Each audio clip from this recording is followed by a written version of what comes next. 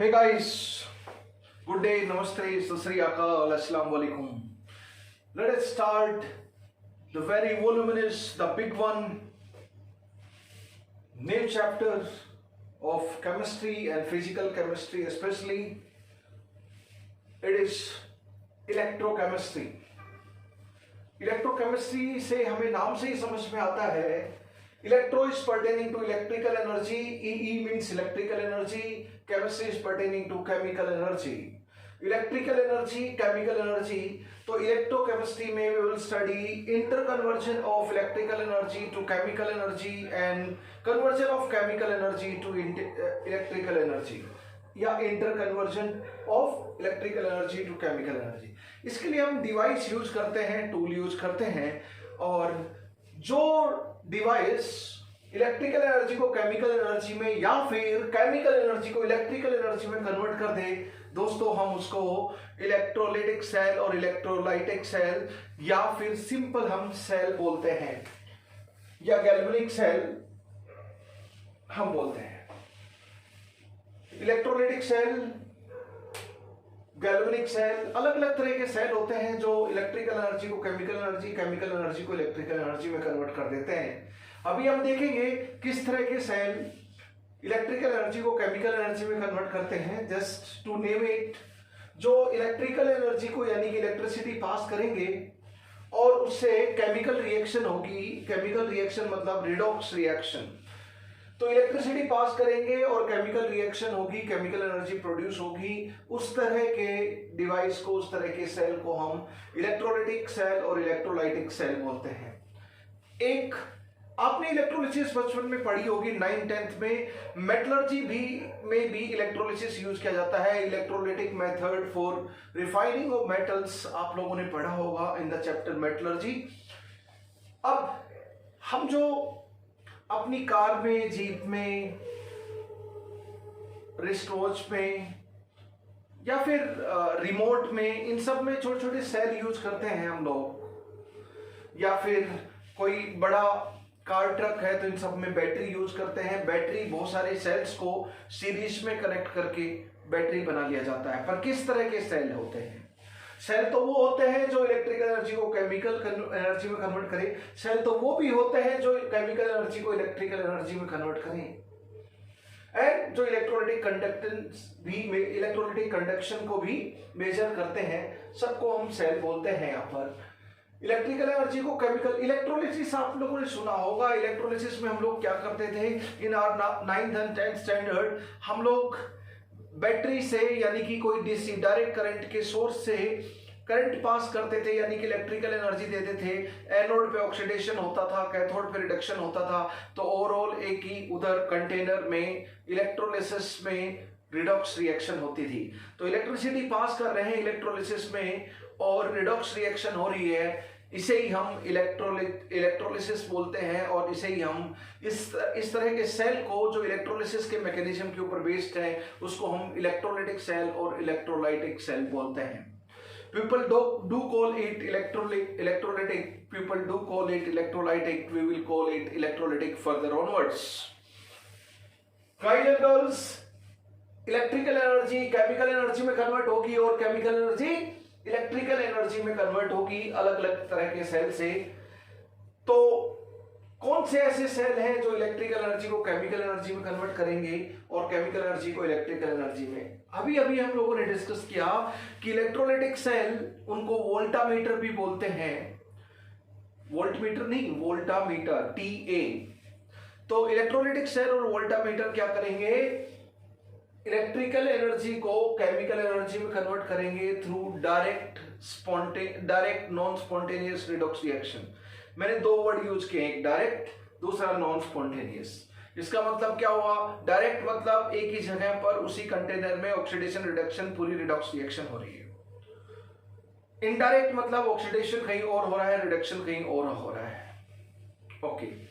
Spontaneous reaction मतलब that take place on its own without the help of external agency. किसी external agent की बिना help पे जो प्रोसेस खुद पे खुद होती है किसी सिस्टम में, उसको हम बोलते हैं स्पॉन्टेनियस प्रोसेस. और जो खुद ब खुद नहीं होती, उसको हम बोलते हैं नॉन स्पॉन्टेनियस प्रोसेस। तो इलेक्ट्रोलिसिस में तो जब तक हम एक्सटर्नल एजेंट है बैटरी, जब तक बैटरी इलेक्ट्रॉन फ्लो करवा रही है, यानी कि करंट दे रही है, करंट पास करवा रही है, चार्ज फ्लो करवा रही है, तब तक तो एनोड पे ऑक्सीडेशन, कैथोड पे रिडक्शन, रेडॉक्स रिएक्शन होती रहेगी। जैसे ही बैटरी हटा देंगे आपकी रिडॉक्स रिएक्शन स्टॉप हो जाएगी, केमिकल रिएक्शन नहीं होगी। तो इसको तो हम एक्सटर्नल एजेंट बैटरी के हेल्प से करवा रहे हैं, तो ये तो नॉन स्पॉन्टेनियस रिडॉक्स रिएक्शन हुई। आप जो घड़ी में या फिर रिमोट में या फिर कार ट्रक में जो बैटरी यूज करते हैं या सेल यूज करते हैं, वो सेल कौन सा होता है? उसमें अंदर केमिकल रिएक्शन होती है और वो रिडॉक्स रिएक्शन होती है, और उसकी बदौलत इलेक्ट्रिसिटी प्रोड्यूस होती है, इलेक्ट्रिकल एनर्जी प्रोड्यूस होती है, और वो हम इन सब डिवाइसेस में यूज करते हैं, जैसा कि अभी बतलाया हमने। तो वहां पे केमिकल रिएक्शन हो रही है और इलेक्ट्रिसिटी उसके बदौलत प्रोड्यूस हो रही है, यानी कि chemical energy is converted to electrical energy. इस तरह के सेल को, इस तरह के डिवाइस को हम लोग बोलते हैं गैल्वेनिक सेल और वोल्टेइक सेल। गैल्वेनिक सेल और वोल्टेइक सेल, इस तरह के डिवाइस और इस तरह के सेल को बोलते हैं गैल्वेनिक सेल और वोल्टेइक सेल। तो दोस्तों, इस पूरे इलेक्ट्रोकेमिस्ट्री चैप्टर को कैसे डिफाइन करेंगे? इलेक्ट्रोकेमिस्ट्री को, it is electrochemistry is branch of chemistry और branch of physical chemistry which deals with conversion of electrical energy to chemical energy and chemical energy to electrical energy.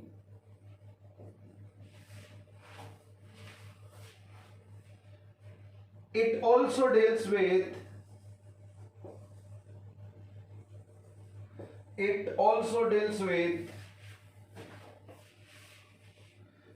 electrolytic or electrolytic conduction.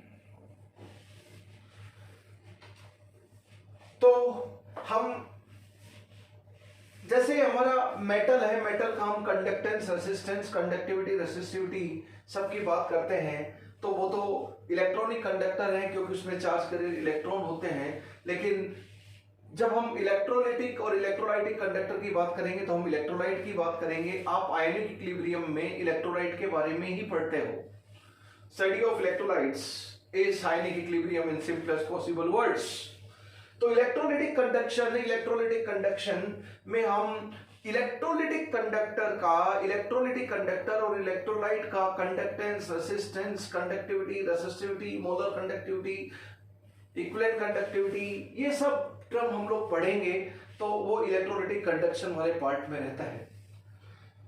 एक तरह का cell जो electrical energy को chemical energy में convert करे उसको electrolytic cell बोलते हैं, जो इलेक्ट्रोलिसिस के ऊपर बेस्ड है। और फैराडेज लॉ ऑफ इलेक्ट्रोलिसिस हम यहाँ पर यूज करेंगे। केमिकल एनर्जी को इलेक्ट्रिकल एनर्जी में कन्वर्ट करें उसको हम गैल्वेनिक सेल और वोल्टाइक सेल बोलते हैं।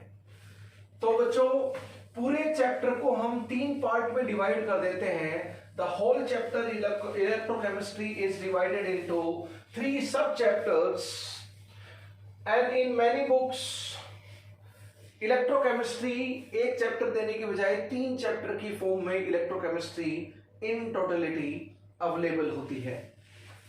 सो डियर स्टूडेंट्स, इलेक्ट्रोकेमिस्ट्री को हम 3 पार्ट्स में डिवाइड करेंगे। इलेक्ट्रोकेमिस्ट्री को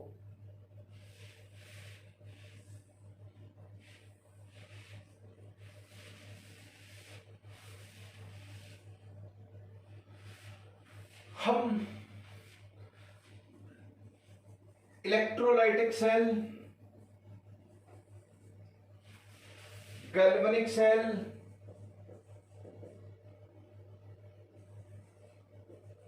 या वोल्टाइक सेल,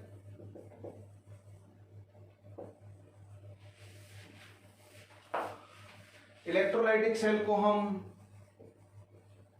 वोल्टामीटर भी बोलते हैं। एंड थर्ड पार्ट इज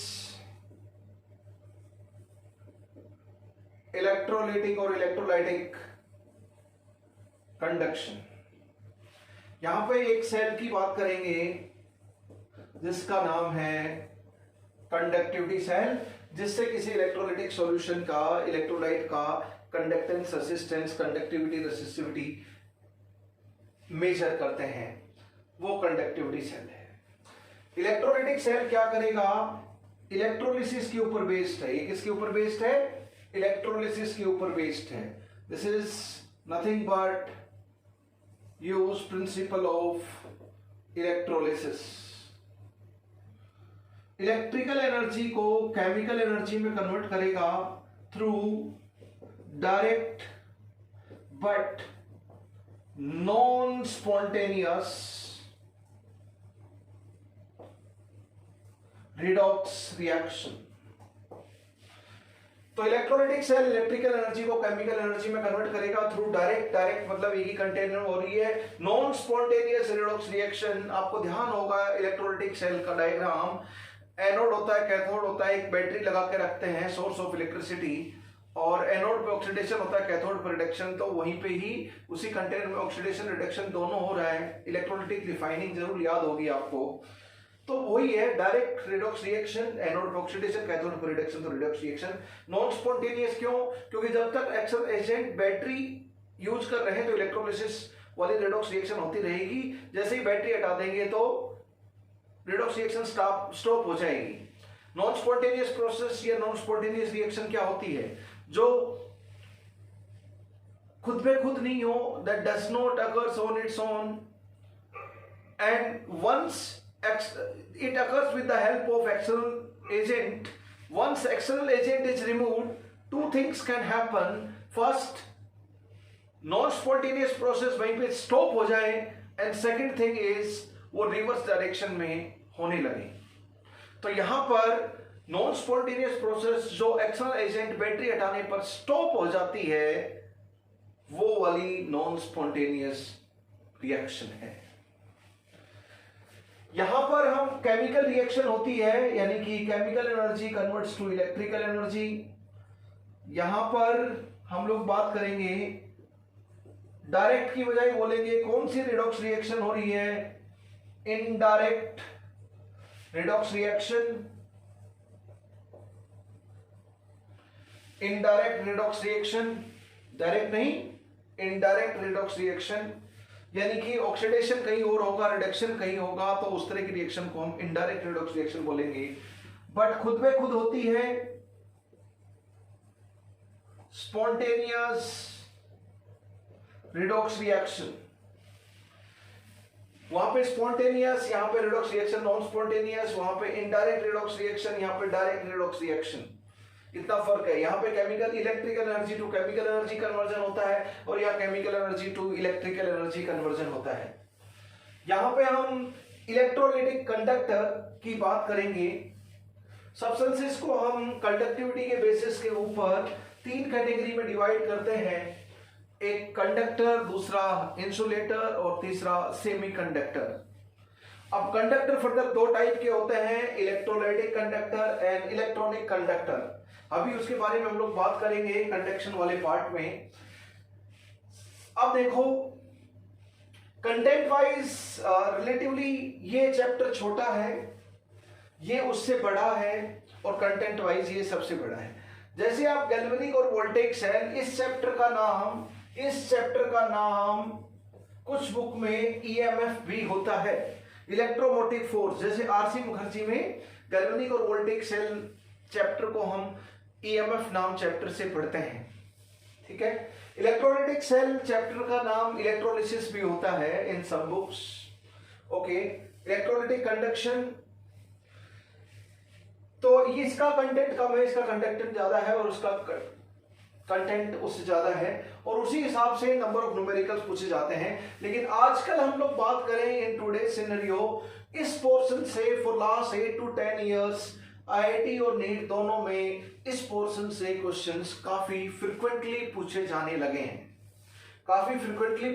लगे हैं, तो we will start the chapter with this topic, electrolytic conduction, conductivity cell, electrolytic cell, galvanic cell. तो 3 सेल की हम लोग बात करेंगे पूरे चैप्टर में और 3 सब चैप्टर्स रहेंगे।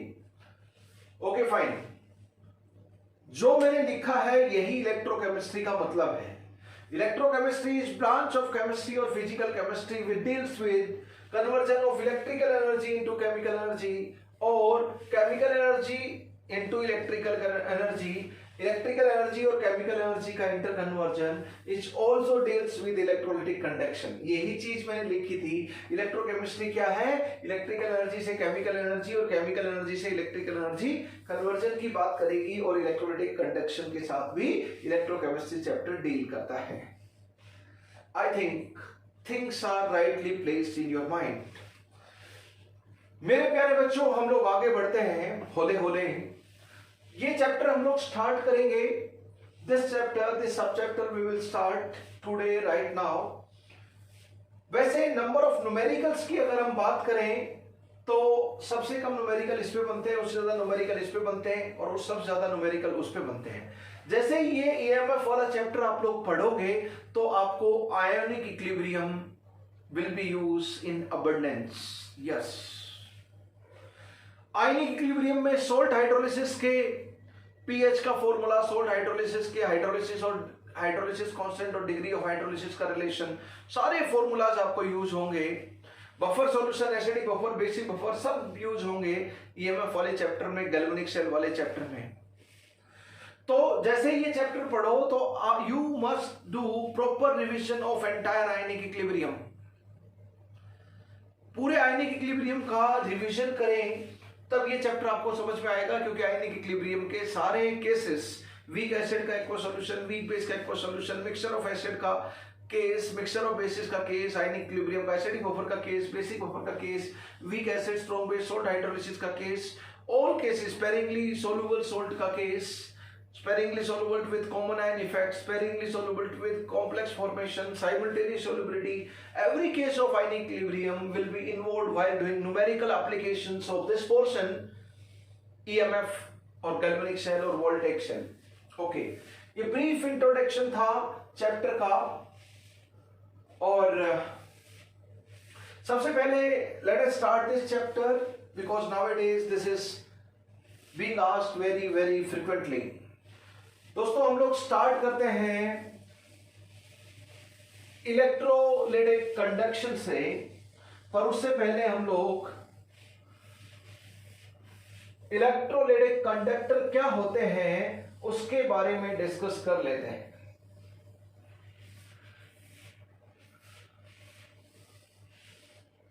Let us discuss conductor first. देखो, अगर हम सब्सटेंस को डिवाइड करें बेस्ड ऑन कंडक्टिविटी,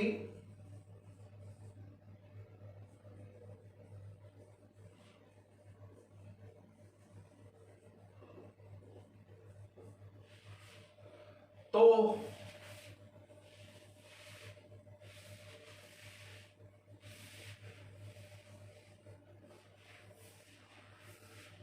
हम लोग बात करते हैं इंसुलेटर्स की। इंसुलेटर्स जनरली आपके नॉन मेटल्स ही होते हैं। फिर हम बात करेंगे कंडक्टर्स की और फिर हम बात करेंगे सेमी कंडक्टर्स की। अब ये कंडक्टिविटी की वैल्यू कितनी होनी चाहिए कंडक्टर होने के लिए, सेमी कंडक्टर होने के लिए और इंसुलेटर होने के लिए, that I am not going to discuss right now because we have already discussed in the chapter solid state.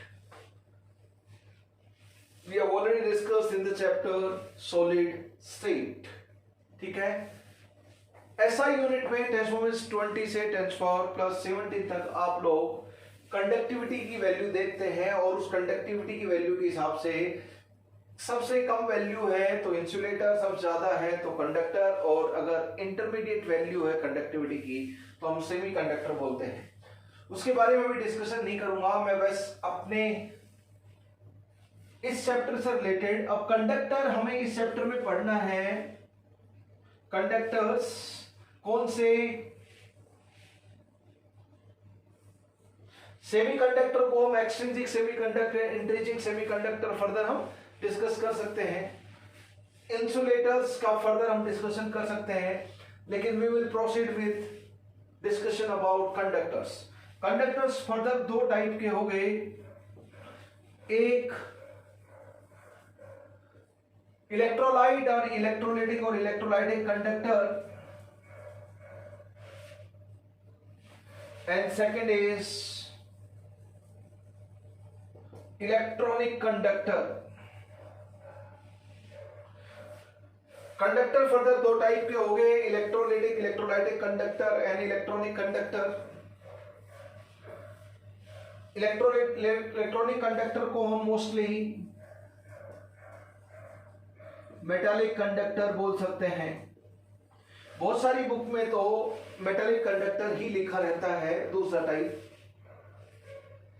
अब इलेक्ट्रोलाइट का मतलब जानते हो, इलेक्ट्रोलाइट वो सब्सटेंस होते हैं जो मोल्टन स्टेट या एक्वस स्टेट में फ्री आयंस अवेलेबल करवाते हैं, and they become good conductor of electricity, but in solid state they are bad conductor of electricity.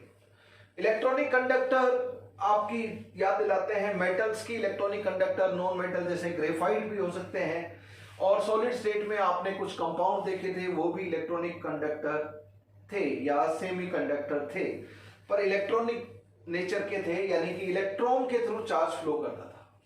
अब ये कंडक्टर में जो कंडक्टिविटी होगी, जो करंट होगा, that is through the flow of charge in a particular direction, net flow of charge in a particular direction is current, yes or no? अब वो charge Na positive Cl negative ion flow कर रहे हैं तो भी charge flow हो रहा है, और इलेक्ट्रॉन फ्लो कर रहे हैं तो भी चार्ज फ्लो हो रहा है। तो अगर आयंस जब चार्ज कैरियर हो तो इलेक्ट्रोलिटिक कंडक्टर हम लोग बोलते हैं, और जब इलेक्ट्रॉन चार्ज कैरियर्स हो तो हम इलेक्ट्रॉनिक कंडक्टर बोलते हैं। इन दोनों के बीच में हम लोग थोड़ा डिस्कशन कर लेते हैं। इसमें जो चार्ज कैरियर होंगे, जिनसे चार्ज कैरी होगा, यहां पे चार्ज कैरियर्स हैं वो आयंस हैं, कैटायंस प्लस एनायंस, और वहां जो चार्ज कैरी करने वाले होते हैं वो इलेक्ट्रॉन्स होते हैं। मेटल्स में उनको हम मोबाइल इलेक्ट्रॉन बोलते हैं, क्योंकि मेटालिक क्रिस्टल में कर्नल्स एंड मोबाइल इलेक्ट्रॉन्स दोनों प्रेजेंट होते हैं। तो यहां पर चार्ज कैरियर आयंस है, कैटायंस एंड एनायंस। तो टोटल इलेक्ट्रोलिटिक करंट क्या होगा? I of cation plus I of anion. तो I of electrolyte is I of cation plus I of anion. ये इलेक्ट्रोलिटिक कंडक्टर एक इलेक्ट्रोलाइट की टोटल करंट हो गया।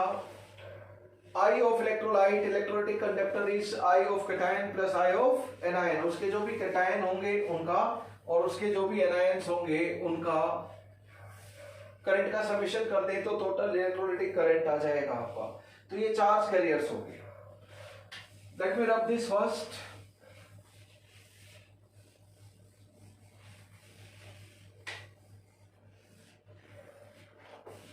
देखो दोस्तों,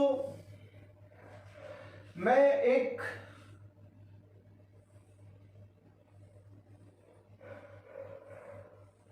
यूनिफॉर्म क्रॉस सेक्शन वाला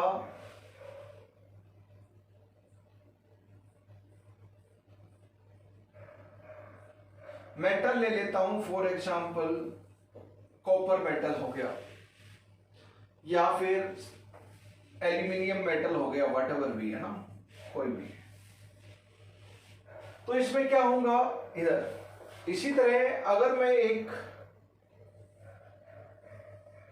यूनिफॉर्म क्रॉस सेक्शन वाले, ये एक कंटेनर है पाइप शेप का यूनिफॉर्म क्रॉस सेक्शन, इसमें मैंने इस बार मोल्टन इलेक्ट्रोलाइट लिखा या एक्वस सॉल्यूशन में इलेक्ट्रोलाइट लिखा, क्योंकि इलेक्ट्रोलाइट कंडक्टर होता है क्या तो मोल्टन स्टेट में या एक्वस स्टेट में। तो यहां पर एक्वस NaCl रख लिया मैंने, तो यहाँ पे Na पॉजिटिव आयन फ्लो करेंगे और Cl नेगेटिव आयन फ्लो करेंगे। पोटेंशियल डिफरेंस में लगा देता हूं, यहां पे पॉजिटिव यहां पे नेगेटिव मान लीजिए, ठीक है, और यहां पर भी पोटेंशियल डिफरेंस लगा देते हैं, नेगेटिव एंड पॉजिटिव, ठीक है, पॉजिटिव एंड नेगेटिव।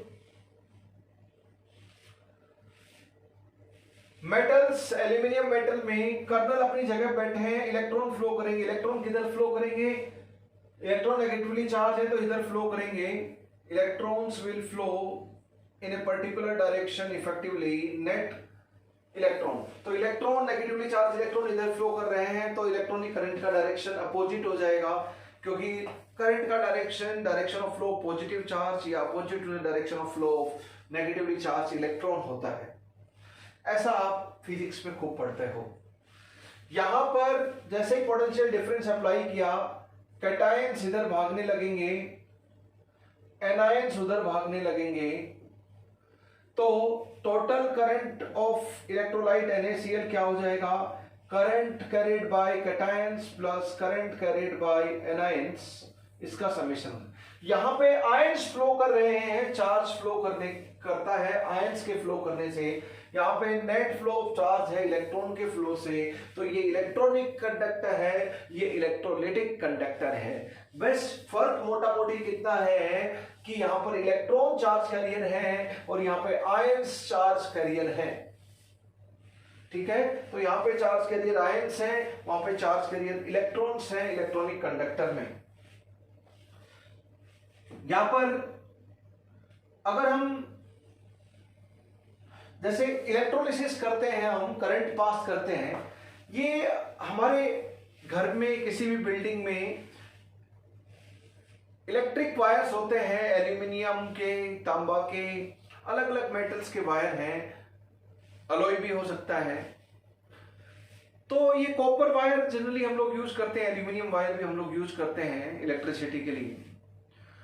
तो उसमें हम करंट पास कर रहे हैं, ड्रिफ्ट स्पीड से इलेक्ट्रॉन मूव करते हैं, करंट इलेक्ट्रिसिटी पढ़ चुके होंगे आप लोग अभी तक।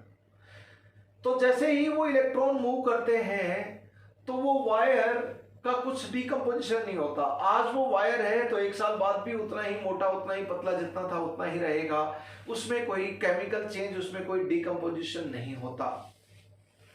लेकिन अगर हम, फिर आपने इलेक्ट्रोलिसिस भी पढ़ी है, अगर हम इलेक्ट्रोलिटिक कंडक्टर मोल्टन स्टेट या एक्वस स्टेट में लेकर उसमें इलेक्ट्रिसिटी पास करते हैं, डीसी करंट पास करते हैं, तो जैसे NaCl मोल्टन की अगर हम इलेक्ट्रोलिसिस करें तो एनोड के ऊपर Cl नेगेटिव Cl2 में ऑक्सीडाइज हो जाता है, कैथोड पे Na पॉजिटिव Na मेटल में रेड्यूस हो जाता है।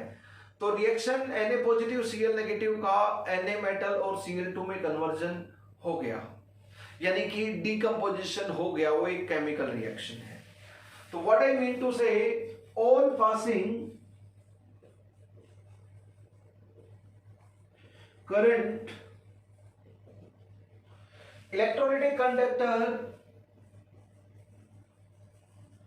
डिकम्पोज हो जाता है,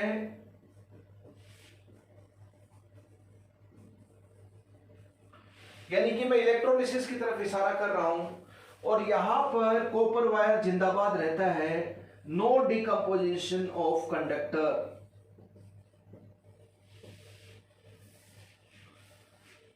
यहां पर इफेक्ट ऑफ टेम्परेचर की बात करें हम, इफेक्ट ऑफ टेम्परेचर, यहां पे हम बात करते हैं, जैसे जैसे हम टेम्परेचर बढ़ाते हैं इलेक्ट्रोलिटिक कंडक्टर का रेसिस्टेंस कम होता है और कंडक्टेंस बढ़ता है। कंडक्टेंस को C से भी सिंबॉलिकली रिप्रेजेंट करते हैं या G से भी सिंबॉलिकली रिप्रेजेंट करते हैं। तो कंडक्टेंस घटेगा, बढ़ेगा और रेसिस्टेंस घटेगा टेम्परेचर बढ़ाने पर फॉर इलेक्ट्रोलिटिक कंडक्टर। अब यहां पे टेम्परेचर बढ़ाने पर, यहां पे टेम्परेचर बढ़ाते हैं तो बच्चों रेसिस्टेंस बढ़ता है, यानी कि कंडक्टेंस कम होता है। तो टेम्परेचर बढ़ाने पर यहाँ पे रेसिस्टेंस घटता है, वहां पे रेसिस्टेंस बढ़ता है। तो इफेक्ट ऑफ टेम्परेचर एक दूसरे के अपोजिट है on two types of conductors. Effect of temperature reason आप बहुत आसानी से समझ सकते हो। रेसिस्टेंस का कोज क्या है? रेसिस्टेंस का कोज क्या है?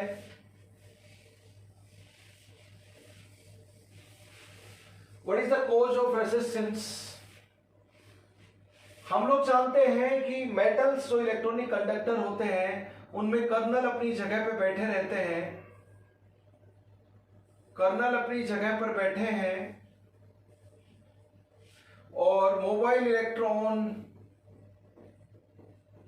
मूव करते हैं। What is resistance? It is hindrance और obstacle in the path of charge carriers. जो करंट कैरी करने वाले, चार्ज कैरी करने वाले स्पीसीज है, यहाँ पे इलेक्ट्रॉन है, कर्नल तो लोकलाइज अपनी जगह पर बैठे हैं, सिर्फ वाइब्रेट कर सकते हैं कर्नल, पर डीलोकलाइज नहीं हो सकते, एक जगह से दूसरी जगह नहीं जा सकते। इलेक्ट्रॉन तो वाइब्रेट भी करेंगे और इसका ट्रांसलेटरी मोशन भी होगा, यानी कि डीलोकलाइज भी होंगे। ये एक कोई मेटल का क्रिस्टल है। अब क्या होगा बच्चों? पहले जब पोटेंशियल डिफरेंस अप्लाई नहीं करेंगे तो इलेक्ट्रॉन रैंडमली इधर इधर इधर इधर, तो नेट वेक्टर एडिशन 0 रहेगा। तो फ्लो ऑफ इलेक्ट्रॉन तो अभी भी है, इलेक्ट्रॉन अभी मोबाइल है, लेकिन करंट नहीं है, सिंपल ऐसे वायर। पोटेंशियल डिफरेंस अप्लाई करते हैं तो सारे के सारे इलेक्ट्रॉन यूनिडायरेक्शन में फ्लो करने लग जाते हैं। अभी जो रैंडमली इधर इधर इधर इधर, तो नेट वेक्टर एडिशन 0 हो गया, तो करंट नेट 0 हो जाता है। लेकिन पोटेंशियल डिफरेंस अप्लाई करने पर सारे इलेक्ट्रॉन एक डायरेक्शन में फ्लो करने लग जाते हैं, पॉजिटिव प्लेट की तरफ मूव करने लग जाएंगे। तो what I mean to say, तो net flow of charge in particular direction give rise to current, ना कि flow of charge. Flow of charge तो अभी भी हो रहा है, जब पोटेंशियल डिफरेंस अप्लाई नहीं किया, करंट तो 0 था। अब ये जैसे जैसे हम टेम्परेचर बढ़ाते हैं, ये कर्नल क्या करने लगते हैं? वाइब्रेट करने लगते हैं। As temperature increases, electronic conductor, metallic conductor में कर्नल वाइब्रेट करने लगते हैं, और ये कर्नल अपनी पोजीशन के ऊपर वाइब्रेट करने लगेंगे, तो it create more and more obstacle to the flow of, to the movement of charge carriers electrons.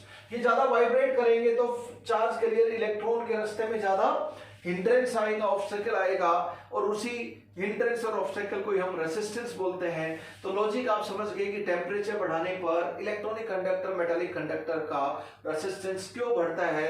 अगर रेसिस्टेंस बढ़ेगा तो उसका रेसिप्रोकल होता है कंडक्टेंस, वो तो ऑब्वियसली घटेगा। ओके, अब इलेक्ट्रोलाइटिक सॉल्यूशन की मैं बात करूं, NaCl के एक्वस सॉल्यूशन की बात करूं, देखो जैसे ही सॉल्यूशन फॉर्म में NaCl रहेगा एक्वस, तो यहां पर Na पॉजिटिव आयन हाइड्रेटेड घूम रहे होंगे, पानी है, सॉल्वेंट है। Cl नेगेटिव आयन घूम रहे होंगे, Na positive ion, Cl negative ion, सब चार्ज कैरियर इधर होंगे। विनोइट, 3 तरह के इंटरेक्शन है जो रेसिस्टेंस के लिए रिस्पॉन्सिबल है। यहां पे रेसिस्टेंस के लिए क्या रिस्पॉन्सिबल है? Vibration of kernel which create hindrance और obstacle to the path of charge carrier electron, that is responsible for resistance. यहां पे क्या चीज है? रेसिस्टेंस के लिए क्या रिस्पॉन्सिबल है? पहला solute solute interaction, solute solute interaction. दूसरा है सोल्यूट सॉल्वेंट इंटरेक्शन, एंड तीसरा है solvent solvent interaction, solvent solvent interaction. ये 3 इंटरेक्शन, ये 3 फोर्सेस हैं जो रिस्पॉन्सिबल होते हैं रेसिस्टेंस के लिए। जितने स्ट्रॉन्ग ये फोर्सेस होंगे उतना ही रेसिस्टेंस बढ़ता चला जाएगा, जितने वीक के रेसिस्टेंस होंगे, जितने वीक के इंटरेक्शंस होंगे, फोर्सेस होंगे, उतना ही रेसिस्टेंस कम होता चला जाएगा। फॉर इलेक्ट्रोलाइटिक कंडक्टर, ये मैं एक्वस सॉल्यूशन में इलेक्ट्रोलाइट को ले लिया, इलेक्ट्रोलाइटिक कंडक्टर का एक्वस सॉल्यूशन है। अब देखो ऐसा सॉल्यूट सॉल्यूट इंटरेक्शन, जब NaCl सॉलिड था तो एक Na positive ion 6 Cl negative से सराउंडेड था, कोऑर्डिनेशन नंबर 6, और एक Cl नेगेटिव 6 Na पॉजिटिव से सराउंडेड था। बड़े खुश थे अपनी दुनिया में, बड़ी अच्छी मोहब्बतें थी उनकी लाइफ में। लेकिन ये जब कमीनी चीज पानी आ गई तो पानी फूट डालो राज करो की नीति से Na पॉजिटिव Cl नेगेटिव की मोहब्बत को दरकिरार करते हुए Na पॉजिटिव को अपना बना लेता है और Cl नेगेटिव को अपना बना लेता है। पानी ने अपना बना लिया, एक्वा ने अपना बना लिया, तभी तो ये aqueous ions, hydrated ions, solvated ions बन पाए। अब किसी जमाने में Na पॉजिटिव Cl नेगेटिव दोनों एक दूसरे के पास थे, अभी भी जिंदगी की किसी राहों में रैंडमली सॉल्यूशन में घूमते घूमते टकरा जाएंगे तो भाई साहब कुछ कुछ तो होगा। ये कुछ कुछ होना ही सॉल्यूट सॉल्यूट इंटरेक्शन है।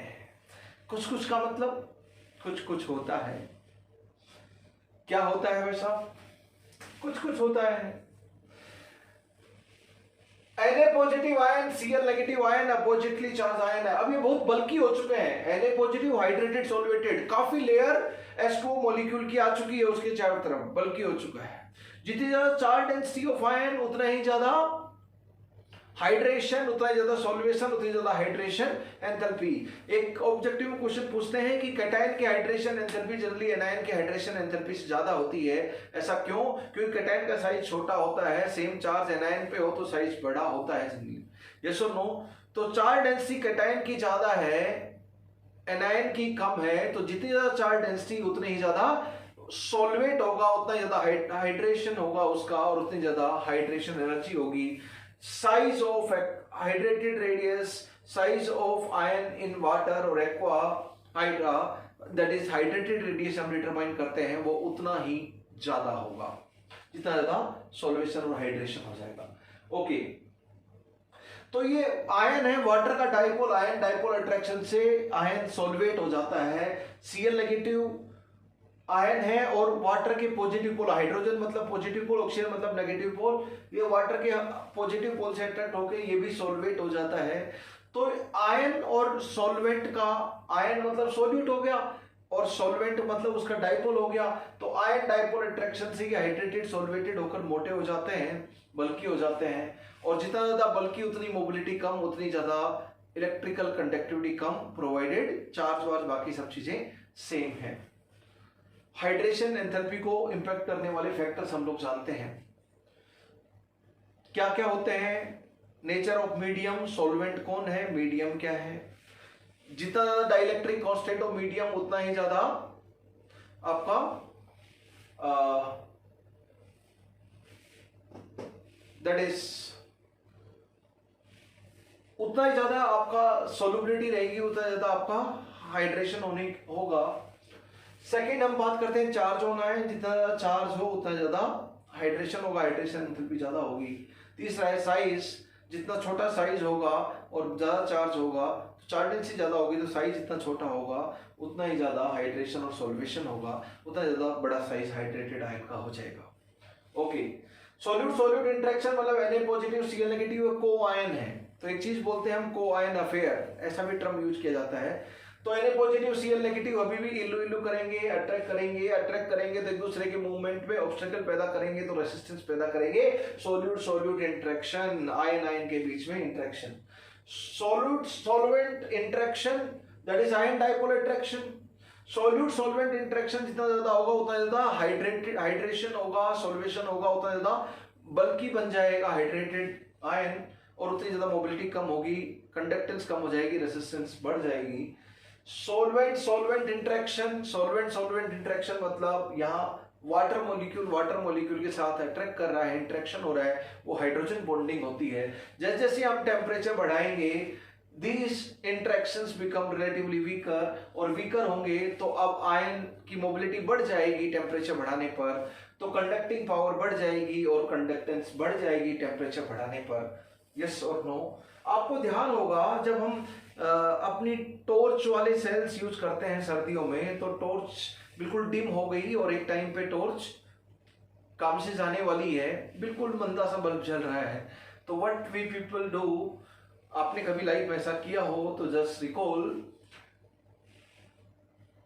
कि हम लोग दिन में सर्दियों के टाइम पे धूप में निकाल के रख देते हैं उसको थोड़ा ज़्यादा टेम्परेचर, तो मोबिलिटी ऑफ आयंस बढ़ जाती है और फिर उसको यूज करते हैं तो थोड़ी तो चलती है torch. Yes or no? Bulb जलता है उसका क्योंकि मोबिलिटी ऑफ आयंस बढ़ गई, रेसिस्टेंस कम हो गया, कंडक्टेंस ज्यादा हो गया, इस टेम्परेचर इज इंक्रीज्ड। तो this is all about electrolytic conductor and electronic conductor. Electrolytic conductor के बारे में हम लोग बात करेंगे। अब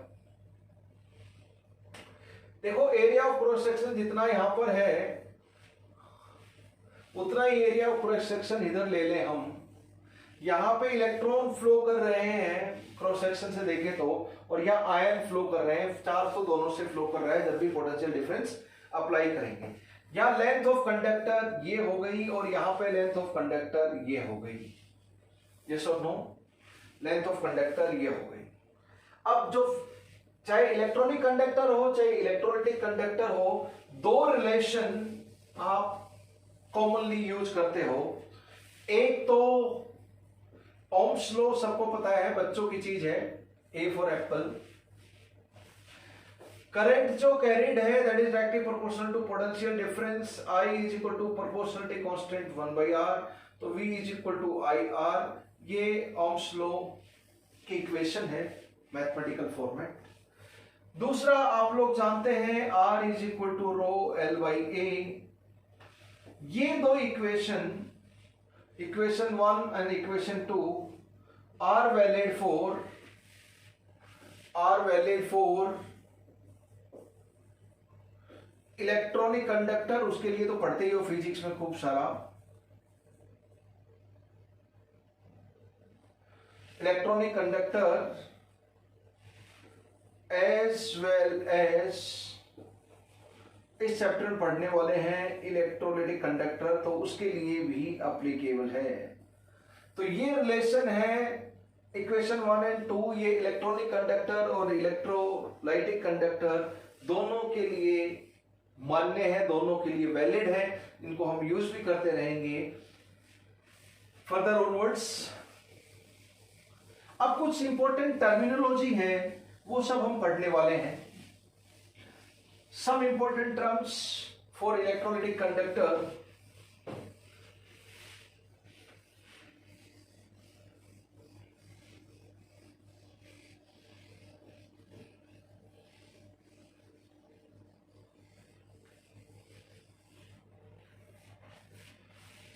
Some important terms for electrolytic conduction, है ना, इलेक्ट्रोलाइटिक कंडक्टर के लिए we are going to study what is the resistance for electrolytic conductor। resistance को हम R से डिनोट करेंगे। second, what is conductance of electrolytic conductor. Conductance को C या फिर G से डिनोट करेंगे आप। कंडक्टेंस रेसिस्टेंस का रेसिप्रोकल होता है। Third is specific conductance, specific resistance बोल देते हैं पहले, या फिर स्पेसिफिक रेसिस्टिविटी, या फिर सिर्फ हम बोलेंगे रेसिस्टिविटी। आप रो से डिनोट करते हो इसको। फोर्थ, इसी के पैरेलल स्पेसिफिक कंडक्टेंस होती है एक टर्म। स्पेसिफिक कंडक्टेंस को आईयूपीएससी वाले बोलते हैं कि भाई स्पेसिफिक कंडक्टेंस बोलने की बजाय ज्यादा अच्छा है आप बोलो कंडक्टिविटी। कंडक्टिविटी को हम लोग कापा से डिनोट करते हैं या फिर सिग्मा से भी डिनोट करते हैं। Fifth is molar conductivity, molar conductance भी बोल देते हैं। मोलर कंडक्टिविटी, और मोलर कंडक्टिविटी को हम लेमडा एम से डिनोट करते हैं, ऐसे भी और वैसे भी। नेक्स्ट बेसिक टर्म है इक्विवेलेंट कंडक्टेंस, इक्विवेलेंट कंडक्टिविटी या इक्विवेलेंट कंडक्टेंस। इसको भी हम लेमडा से डिनोट करते हैं, लेकिन एम मतलब मोलर, ई मतलब इक्विवेलेंट, इससे हम लोग डिनोट करते हैं। इसकी अगर हम यूनिट्स लिख लें तो रेसिस्टेंस की यूनिट तो आप लोग जानते हैं ओम होती है, और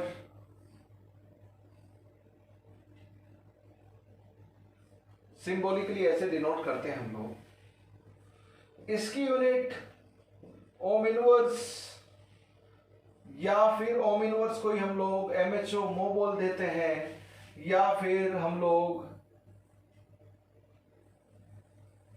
सीमेंस से बोल देते हैं। ओम इनवर्स, मो या सीमेंस कुछ भी बोलो, ठीक है। सब यूनिट होती है कंडक्टेंस की। इसकी यूनिट की अगर हम बात करें तो ओम मीटर, और इसकी यूनिट ओम इनवर्स या फिर एमएचओ या फिर सीमेंस कुछ भी लोग लिखो, मीटर इनवर्स, ये एसआई यूनिट हो गई। इसकी यूनिट की अगर हम बात करें तो ohm inverse metre square, mole inverse, ohm inverse metre square, equivalent inverse, ये सब यूनिट्स हो गई हैं। All of these are units of these very commonly used terms in electrolytic conduction chapter। देखो इनकी तो ये यूनिट यूज होगी, लेकिन इन चारों में जहां पर मीटर दिखाई दे रहा है, मोस्ट कॉमनली न्यूमेरिकल में आपको सेंटीमीटर मिलेगा। मैंने जो यूनिट लिखी है वो एसआई यूनिट लिखी है। क्या लिखी है? एसआई यूनिट लिखी है, लेकिन प्रैक्टिकली ये एसआई यूनिट लास्ट इन चार की resistivity, conductivity, molar conductivity and equivalent conductivity, इन चार की आप एसआई यूनिट न्यूमेरिकल में यूज करते टाइम हार्डली मोर अराउंड 5% ही यूज करोगे। 95% and more times you will use, in place of meter everywhere, you are going to use centimeter। तो ohm centimetre, ohm inverse centimetre inverse, centimetre square, और इधर भी centimetre square equivalent inverse. ये सबसे common units हैं। Centimetre वाली unit आप बहुत फ्रिक्वेंटली यूज करोगे। अब इन सब की यूनिट कैसे आई, धीरे धीरे इनका मैथमेटिकल रिलेशन देखेंगे तो वी विल सी। 7th एक चीज और कंडक्टिविटी सेल की हम लोग पढ़ेंगे, cell constant. 7th cell constant, ये भी हम पढ़ेंगे कंडक्टिविटी सेल का सेल कांस्टेंट। ठीक है, एक एक चीज हम लोग डिस्कस करते हैं वन आफ्टर अनदर। सबसे पहले रेसिस्टेंस। हाँ, रेसिस्टेंस का रेसिप्रोकल कंडक्टेंस और कंडक्टेंस का रेसिप्रोकल रेसिस्टेंस। एक्सपेरिमेंटली हम लोग व्हीटस्टोन ब्रिज का फंडा यूज करते हुए किसी भी, जिस तरह इलेक्ट्रॉनिक कंडक्टर का फिजिक्स में आप लोग रेसिस्टेंस मेजर करते हो, इलेक्ट्रोलिटिक कंडक्टर का भी उसी व्हीटस्टोन ब्रिज के प्रिंसिपल से सेम रेसिस्टेंस उसी तरीके से एक्सपेरिमेंटली डिटरमाइन कर सकते हैं। तो रेसिस्टेंस और कंडक्टेंस रेसिप्रोकल है। स्पेसिफिक रेसिस्टेंस, स्पेसिफिक कंडक्टेंस भी एक दूसरे के रेसिप्रोकल है। मोलर कंडक्टिविटी 1 मोल से 1 मोल ऑफ इलेक्ट्रोलाइट से रिलेटेड है। इक्विवेलेंट कंडक्टिविटी 1 इक्विवेलेंट और ग्राम इक्विवेलेंट ऑफ इलेक्ट्रोलाइट से रिलेटेड है। ठीक है,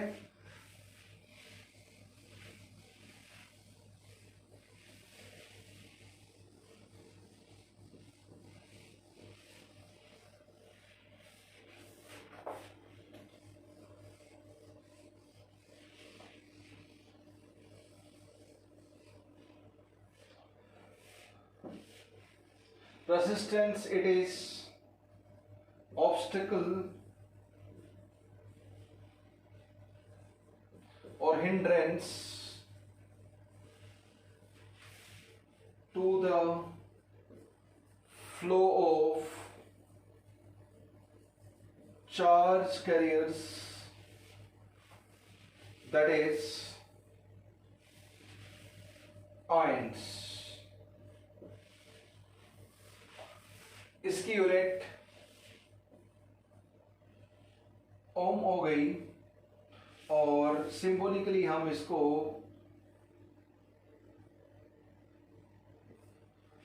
ओम को ऐसे डिनोट करते हैं, ठीक है। सेकंड चीज अगर मैं लिखूं conductance, conductance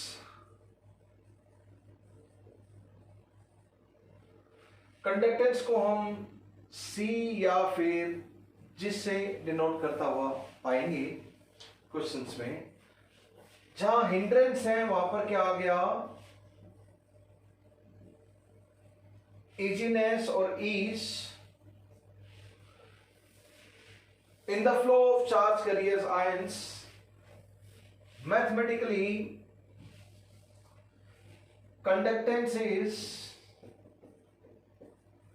reciprocal of resistance. तो कंडक्टेंस क्या हो गई बच्चों, रेसिस्टेंस का रेसिप्रोकल ही है और कुछ भी नहीं है। जहां ऑब्स्टेकल था वहां पर ईच कितनी आसानी से फ्लो कर पा रहे हैं चार्ज कैरियर्स। इसकी यूनिट जो हो जाएगी वो क्या है, दोबारा से लिख देता हूं। उसकी ओम थी तो रेसिप्रोकल होते ही ओम इनवर्स हो जाएगी। ओम इनवर्स की जगह पर आपको MHO भी लिखा हुआ मिलेगा। एक मो स्केल MOH भी होता है MHO की बजाय मो स्केल, वो आप लोग जानते हो कि हार्डनेस मेजर करने के लिए यूज करते हैं। ओम इनवर्स MHO या फिर सीमेंस, सीमेंस को आप ऐसे लिखोगे ना, और सीमेंस की स्पेलिंग ये होती है, आई आता है इधर, है ना। तो ohm inverse MHO and siemens. Siemens surname भी होता है बहुत सारे फिरंगी लोगों का। फिरंगी लोगों के नाम बड़े इंटरेस्टिंग होते हैं। किसी का नाम गे लुसेक्स लो पड़ा, बताओ उनके मम्मी पापा को पहले से ही पता था हमारा बेटा है। ओम इनवर्स MHO सीमेंस, तो it is easiness or ease to the flow of charge carrier, that is mathematically reciprocal of resistance, unit ये हो गई आपकी। अब हम लोग थर्ड इंपॉर्टेंट टर्म की बात करते हैं, स्पेसिफिक रेसिस्टेंस और रेसिस्टिविटी। स्पेसिफिक रेजिस्टेंस और resistivity.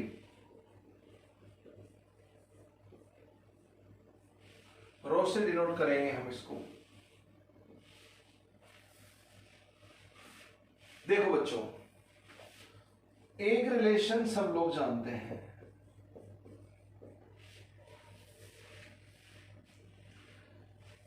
L length of conductor है, A area of cross section है आपका, रो रेसिस्टिविटी और specific resistance, R is resistance.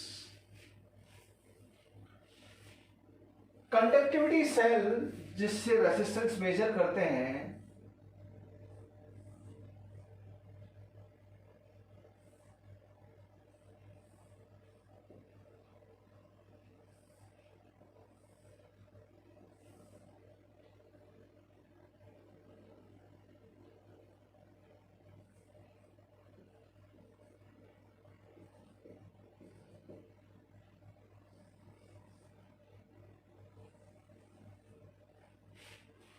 ये कंडक्टिविटी सेल है आपका ना। कंडक्टिविटी सेल में हम AC current, alternating current pass करते हैं, और इलेक्ट्रोलाइटिक सेल में डीसी करंट पास करते हो, आप लोग जानते हो। हमें यहाँ पे इलेक्ट्रोलिसिस नहीं करवानी, रिडक्शन ऑक्सीडेशन नहीं करवाना, सिर्फ conducting power of solution, conductance, resistance, conductivity, resistivity, molar conductivity, molar resistivity, molar conductivity, equivalent conductivity, ये सब चीजें एक्सपेरिमेंटली मेजर करनी है। रेसिस्टेंस मेजर करके सब एक दूसरे से कैलकुलेट हो सकती हैं। रेसिस्टेंस मेजर हो जाए, resistance of electrolytic conductor Wheatstone bridge से मेजर कर लेते हैं। ए एरिया ऑफ क्रॉस सेक्शन हो गया। ये दोनों इलेक्ट्रोड्स हैं आपके,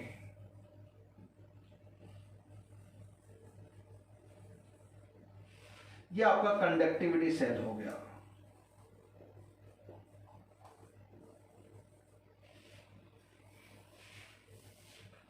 कंडक्टिविटी सेल में हम एक्वस सॉल्यूशन बनाएंगे तो वाटर लेना पड़ेगा, उसमें इलेक्ट्रोलाइट ऐड करेंगे। कोई दूसरा इलेक्ट्रोलाइट का एक्वस सॉल्यूशन बनाना है तो, हालांकि वाटर खुद इलेक्ट्रोलाइट होता है, बहुत करीब electrolyte, very weak electrolyte. Conductivity cell में जो हम वाटर यूज करते हैं उसको हम कंडक्टिविटी वाटर बोलते हैं। अब जैसे ही मैं आपसे पूछूंगी what you mean bye conductivity water, ऐसा वाटर जिसकी कंडक्टिविटी काफी ज्यादा है या ऐसा वाटर जिसकी कंडक्टिविटी काफी कम है। Most of you must be thinking कि भाई कंडक्टिविटी वाटर उसका नाम है तो कंडक्टिविटी ज्यादा होनी चाहिए, पर एक्चुअल में इससे उल्टा है। रिपीटेडली डिस्टिल्ड वाटर, उसमें कोई भी आयन वगैरह की इंप्योरिटी है वो सब हट जाए ताकि कंडक्टिविटी कम हो जाए। Repeatedly distilled water conductivity water के रूप में यूज किया जाता है कंडक्टिविटी सेल में, और वो कंडक्टिविटी वाटर की कंडक्टिविटी बहुत ही छोटी होती है। ऐसा यूनिट में अगर हम बात करें तो 10⁻⁵ ओम इनवर्स मीटर इनवर्स के आसपास होती है। 3.5 10⁻⁵ बहुत ही कम वैल्यू है, बहुत छोटी वैल्यू है ये, दैट इज वेरी स्मॉल। तो और दूसरे आयन होंगे, वाटर के भी एच थोड़े बहुत रहते हैं, तो वाटर की वजह के से, वाटर के एच की वजह से जो कंडक्टिविटी है that is very very small in comparison of दूसरे जो आयंस रहेंगे। जैसे NaCl मिला रखा तो Na पॉजिटिव Cl नेगेटिव की जो कंडक्टिविटी होगी उसके सामने वाटर की नेग्लिजिबल लेकर चलते हैं, क्योंकि कंडक्टिविटी वाटर लेते हैं जिसकी कंडक्टिविटी बहुत कम होती है। Okay, what is cell? ये दो इलेक्ट्रोड्स है कंडक्टिविटी सेल में, दो इलेक्ट्रोड है कंडक्टिविटी सेल में। L क्या है? डिस्टेंस बिटवीन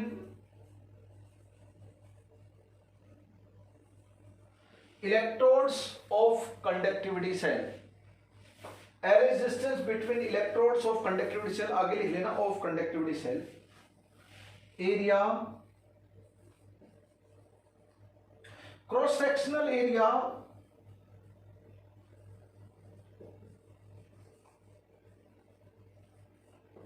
of electrode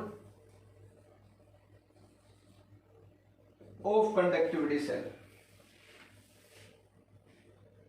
ठीक है, अब इधर आयन इधर से इधर आपके फ्लो होंगे, Na positive Cl negative ion इधर उधर, कौन सा पॉजिटिव है कौन सा नेगेटिव उसके ऊपर डिपेंड करता है।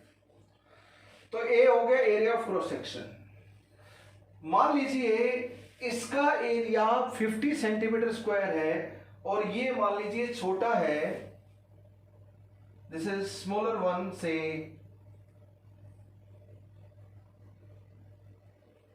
A2 A1, A1 A2 में A2 छोटा है,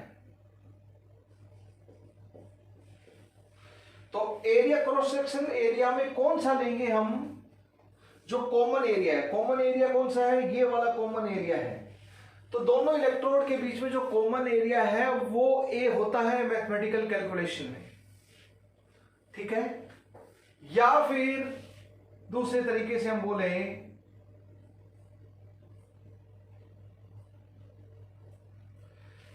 मान लीजिए ये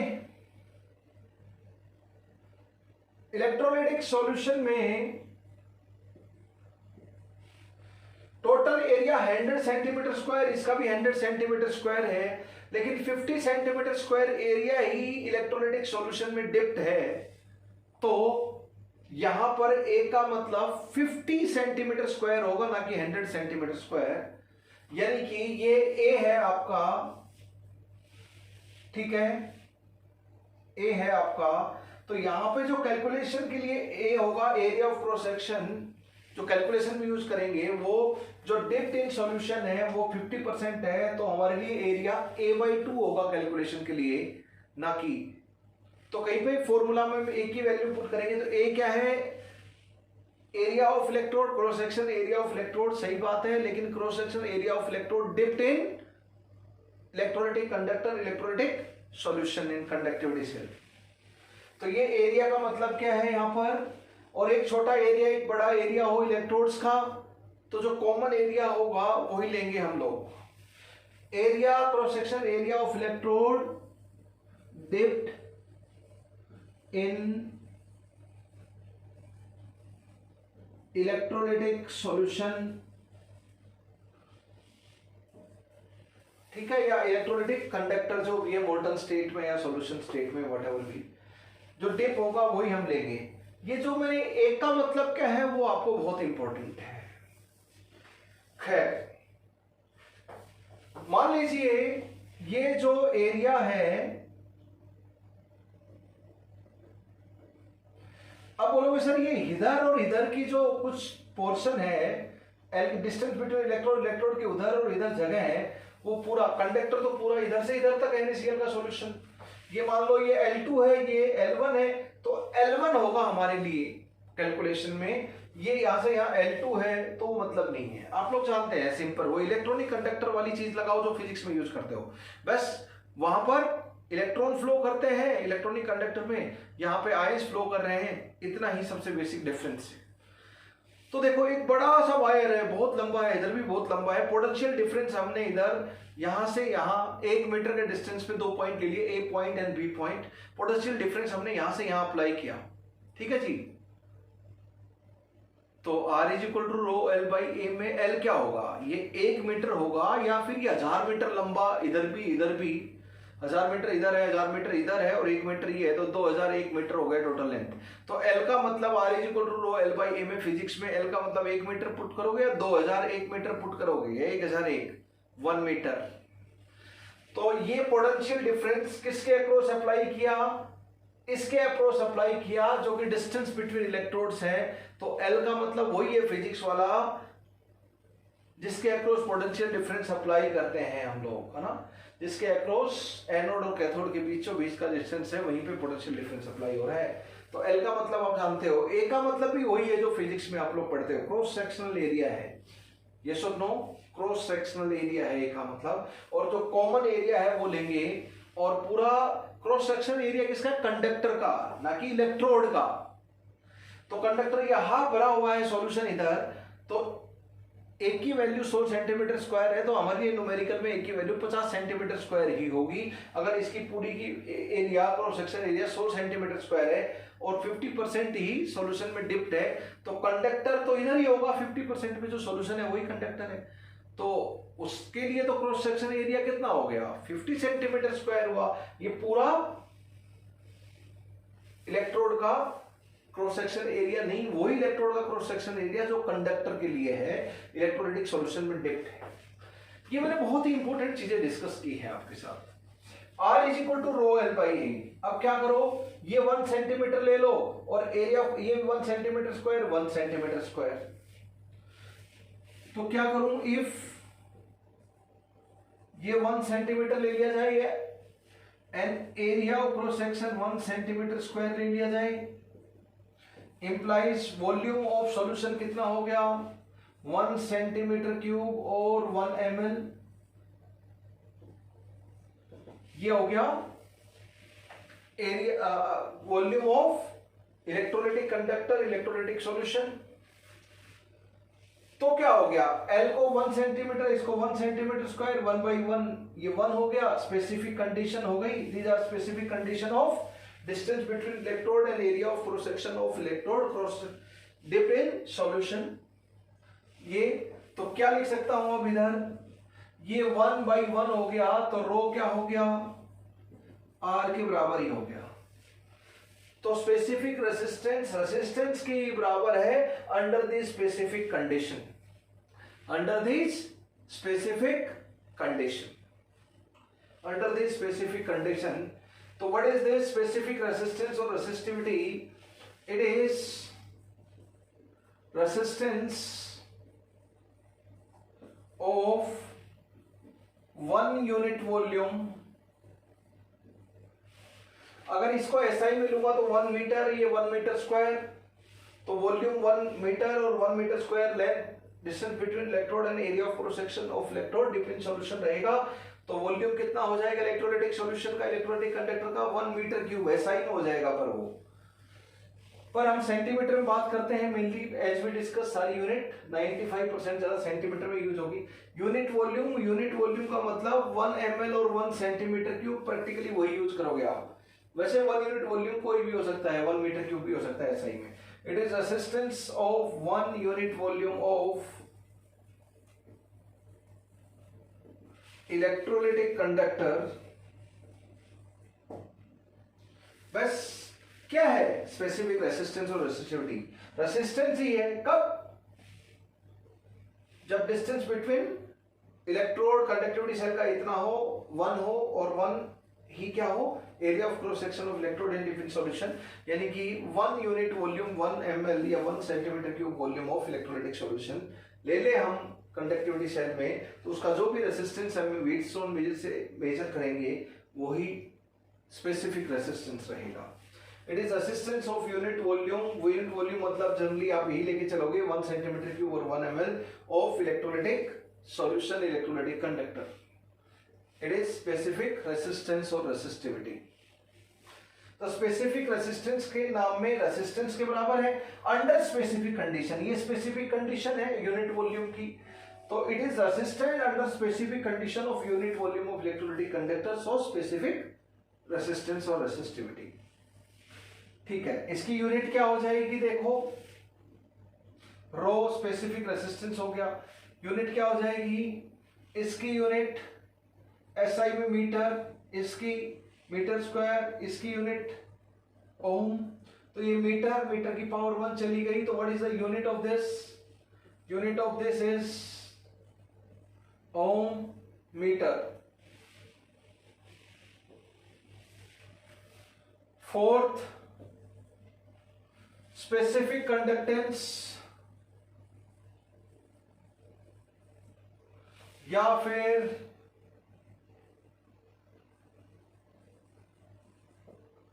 कंडक्टिविटी, इसको हम कापा या फिर सिग्मा से डिनोट करते हैं. ये जस्ट उसका उल्टा हो जाएगा. क्या करो, इसका जस्ट रेसिप्रोकल ले लो.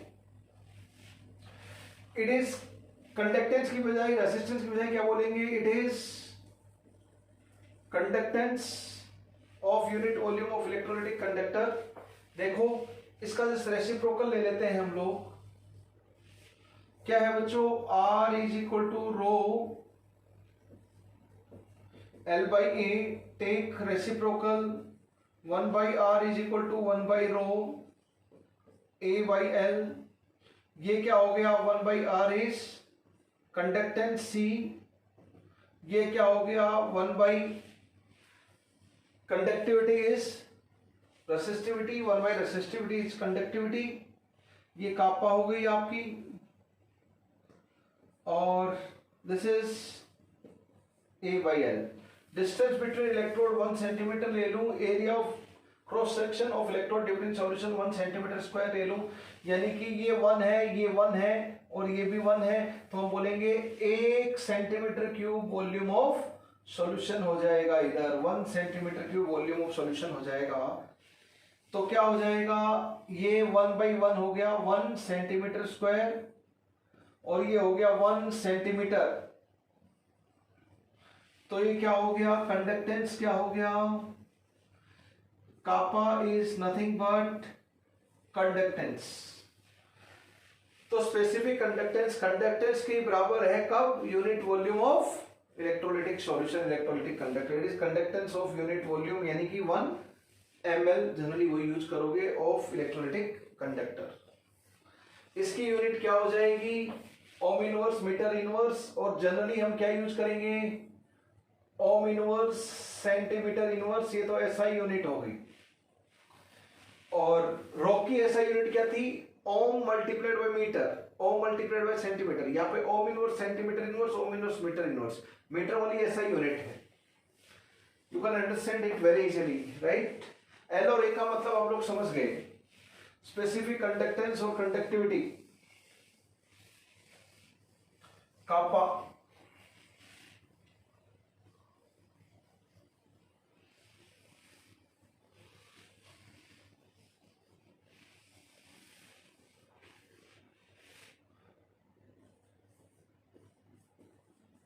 स्पेसिफिक कंडक्टेंस,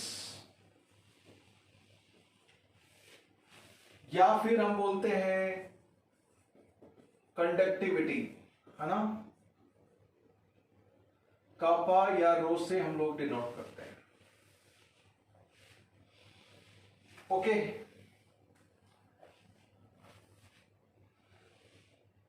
अब देखो कुछ इंपॉर्टेंट पॉइंट्स जो न्यूमेरिकल में काम आएंगे स्पेसिफिक कंडक्टेंस या कंडक्टिविटी के। कापा ऑफ सॉल्यूशन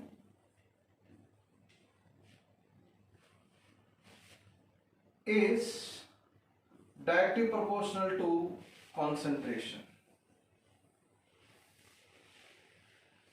इलेक्ट्रोलाइट वही है, सॉल्वेंट वही है, सब कुछ वही है, बस रेटिव अमाउंट सॉल्वेंट और सॉल्यूट इलेक्ट्रोलाइट की अलग अलग है, यानी कि कॉन्सेंट्रेशन अलग अलग है मिक्सचर में। तो जितना ज्यादा कॉन्सेंट्रेशन होगा उतना ही ज्यादा, जैसे मैं आपको बोलूं अगर किसी की मोलरिटी 0.1 मोलर की बजाय 0.2 मोलर है, एक 0.1 मोलर केसीएल सॉल्यूशन, दूसरा 0.2 मोलर केसीएल सॉल्यूशन है, दोनों में सॉल्यूट केसीएल है, सॉल्वेंट पानी ही है, लेकिन कॉन्सेंट्रेशन अलग है, एक में 0.1 मोलर, दूसरे में 0.2 मोलर। तो इसका मतलब क्या हुआ, 1 लीटर सॉल्यूशन ले लूं 0.1 मोलर वाले का, तो 0.1 मोल केसीएल घुला हुआ है उसमें, और 0.2 मोलर केसीएल वाले का 1 लीटर सॉल्यूशन ले लूं तो उसमें 0.2 मोल केसीएल के घुले हुए हैं। What you mean by this, कि 0.1 मोल KCl होगा तो 0.1 मोल K पॉजिटिव आयन, 0.1 मोल Cl नेगेटिव आयन, 0.2 मोल KCl के होंगे तो 0.2 मोल K पॉजिटिव आयन, 0.2 मोल Cl नेगेटिव आयन होगा 1 लीटर सॉल्यूशन में। अब 1 लीटर में number of K positive ion भी यहां से 0.1 से 0.2 डबल है, 0.1 मोलर और 0.2 मोलर KCl सॉल्यूशन को कंपेयर कर रहा हूं, दो सॉल्यूशन KCl के ही हैं कोई सॉल्यूशन। 0.1 मोल Cl नेगेटिव का है और 1 लीटर में उतने ही वॉल्यूम में 0.2 मोल है। तो given volume 1 litre of solution के लिए कंसंट्रेशन डबल करने पर हर तरह का आयन, हर तरह का चार्ज कैरियर डबल संख्या में हो गया फॉर स्ट्रॉन्ग इलेक्ट्रोलाइट। तो इसका मतलब क्या हुआ, इसका मतलब क्या हुआ कि हर तरह का चार्ज कैरियर डबल हो गया, तो conducting power of solution double हो गई, कंडक्टेंस डबल हो गई, specific conductance per unit volume, volume बराबर ले लिया तो डबल हो गई, क्योंकि नंबर ऑफ आयंस उतने ही वॉल्यूम में डबल है। Kappa is directly proportional to concentration, specific conductance और conductivity is directly proportional to concentration. इसके ऊपर न्यूमेरिकल पूछे जाएंगे और आप लोग पक्का गलती करोगे, लिख कर ले लो। कैसे, पहले एक सॉल्यूशन होगा Na2SO4 का, दूसरा सॉल्यूशन होगा KNO3 का, इसकी स्पेसिफिक कंडक्टेंस K1 है, इसकी स्पेसिफिक कंडक्टेंस K2 है, कॉन्सेंट्रेशन इसकी C1 है, इसकी C2 है, ठीक है। दोनों सॉल्यूशन को मिक्स कर दिया, आपस में रिएक्शन तो नहीं हो रही है दोनों की, लेकिन इसका भी वॉल्यूम मैंने VmL लिया, इस सॉल्यूशन का VmL, और फाइनल एक ही सॉल्यूशन में टोटल वॉल्यूम मिक्सर में फाइनल सॉल्यूशन का वॉल्यूम 2 VmL हो गया, आपका 2V हो गया, इसका भी V था, इसका भी V था, 2V हो गया। अब electrolyte 1 solute 1, electrolyte 2 solute 2, Na2SO4 लिया हमने, ये KCl लिया। Na2SO4 के मोल जितने यहां पर हैं उतने ही फाइनल सॉल्यूशन में है, KCl के मोल जितने यहां पर हैं सॉल्यूशन 2 में, तो फाइनल सॉल्यूशन में 2V वाले में उधर ही है। लेकिन दोनों की कॉन्सेंट्रेशन क्या हो जाएगी, हाफ हो जाएगी मिक्स करते। क्यों? क्योंकि वॉल्यूम डबल हो गया ना। KCl की कॉन्सेंट्रेशन यहां C2 थी, तो मिक्सचर में KCl की कॉन्सेंट्रेशन जब 2V वॉल्यूम हो जाएगा, दोनों का V मिक्स करेंगे तो C2/2 हो जाएगी। Na2SO4 की पहले कॉन्सेंट्रेशन VmL में C1 थी, तो मिक्सचर में फाइनल 2V सॉल्यूशन में C1/2 हो जाएगी। कॉन्सेंट्रेशन चेंज हुई दोनों की, आधी हो गई। तो कापा पहले जब वो अलग अलग सॉल्यूशन थे, जब K1 K2 थी, तो अब Na2SO4 की कापा इन सॉल्यूशन क्या हो जाएगी, K1/2, और उसकी भी क्या हो जाएगी, K2/2। क्यों? क्योंकि कॉन्सेंट्रेशन आधी हो गई। तो जितने भी टाइम कॉन्सेंट्रेशन 3/2 टाइम हो जाएगी। अब इसका वॉल्यूम मैंने बराबर बराबर मेजर किया तो कॉन्सेंट्रेशन आधी होगी, बराबर बराबर जब मिक्स किया। तो अब इसका 2V वॉल्यूम मिक्स करूं और इसका 5V करूं तो अलग होगा, टोटल 7V हो जाएगा। तो कॉन्सेंट्रेशन अलग प्रोपोर्शन में जाएंगी। तो कॉन्सेंट्रेशन अगर 5/2 टाइम हुई तो kappa of V solution, particular electrolytic solution का कापा ही 5/2 हो जाएगा। दिस इज मिक्सिंग के टाइम पे खासकर कॉन्सेंट्रेशन चेंज होती है, और कॉन्सेंट्रेशन चेंज होती है तो कापा ऑफ सॉल्यूशन भी चेंज होता है। ये बहुत इंपॉर्टेंट है, ये यूज करनी पड़ेगी आपको, this will be very useful. अब मैं बात करता हूं फॉर ए पर्टिकुलर सॉल्यूशन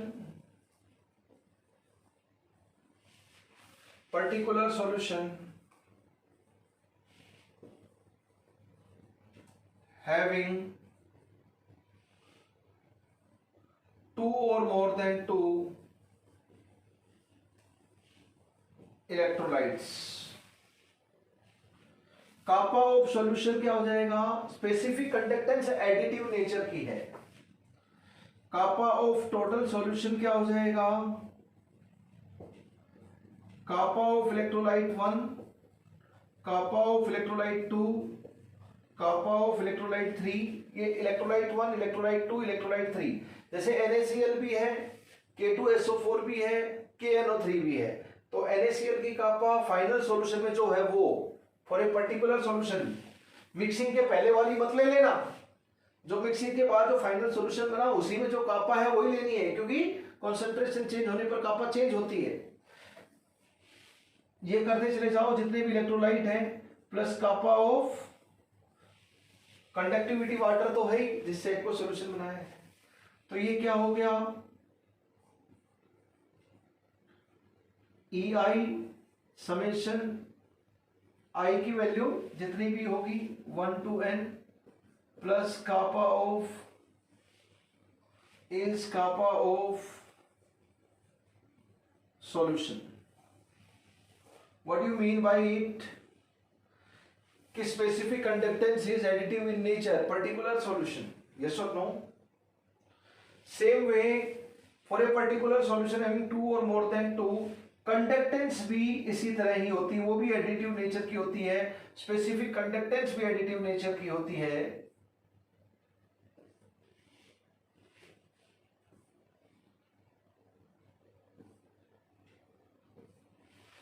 ये वैल्यू बहुत छोटी रहती है जनरली, तो हम क्या करेंगे, ये जनरली इग्नोर करके चलेंगे, अनलेस अदरवाइज स्पेसिफाइड, ये इग्नोर करके चलेंगे। कापा या C की value of solvent water aqueous solution में वो इग्नोर करके चलेंगे।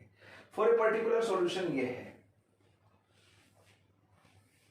अब मान लीजिए कभी कभी जैसे NaCl इलेक्ट्रोलाइट की कापा नहीं देते, Na positive ion Cl negative ion की दे देते हैं, आयंस के ऊपर आ जाते हैं डेटा सारा। तो having 2 and more than 2 ions of different electrolytes, तो क्या हो जाएगा, अब हो जाएगा C of kappa of solution is kappa of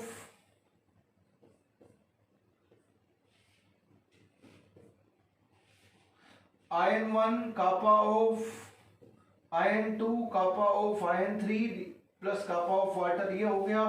तो what is the kappa of solution, kappa of जो भी आयन है 1 2 3 n आयन है मान लीजिए, प्लस कापा ऑफ वाटर। तो आयन की टर्म में दे रखा है तो भी एडिटिव इन नेचर है, और इलेक्ट्रोलाइट की टर्म में दे रखा है तो भी एडिटिव इन नेचर है।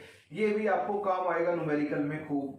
These two relations are very important about specific conductance और कापा, इसको आप लोग यूज करोगे।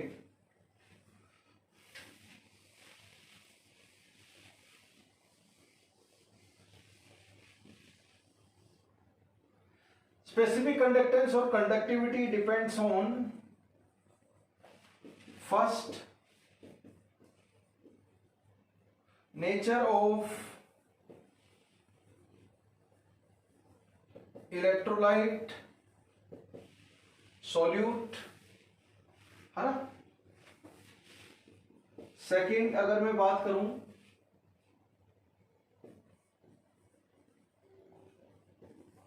नेचर ऑफ सॉल्वेंट के ऊपर भी डिपेंड करता है। पोलर सॉल्वेंट है तो ज्यादा आयनाइज होगा, नॉन पोलर सॉल्वेंट है तो कम रहेगा। पोलर सॉल्वेंट है तो ज्यादा रहेगा, नॉन पोलर सॉल्वेंट है तो आयंस में कम टूटेगा, सब चीजें। थर्ड किसके ऊपर डिपेंड करती है? टेम्परेचर। जनरली हम बोलते हैं सभी तरह की कंडक्टिंग पावर बढ़ती है तो स्पेसिफिक कंडक्टेंस भी बढ़ती है। टेम्परेचर बढ़ाने पर जनरली कापा इंक्रीज ही होती है, जनरली कापा इंक्रीज ही होती है। तो कौन सॉल्यूट है कौन सॉल्वेंट है, टेम्परेचर किसके ऊपर है?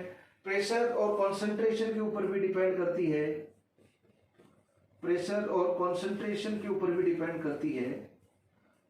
कॉन्सेंट्रेशन अभी देखी थी, kappa is directly proportional to concentration. तो इन सब चीजों के ऊपर डिपेंड करती है।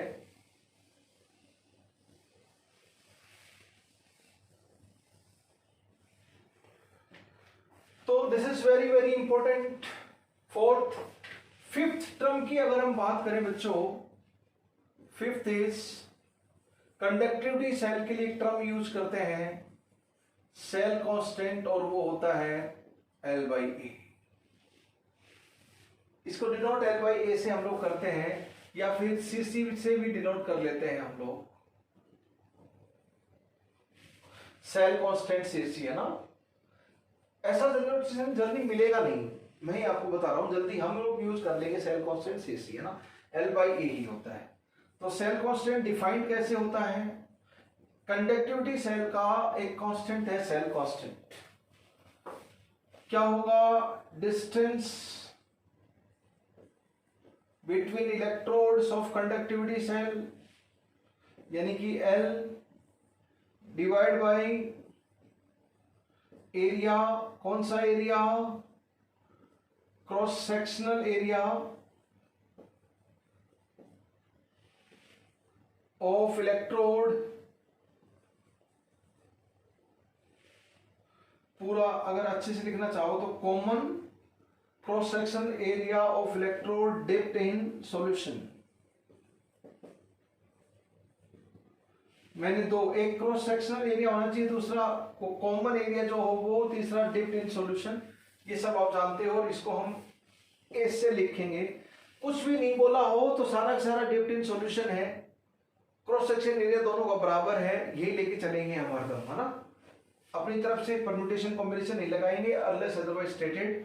तो ये क्या हो गया? Cell constant L/A।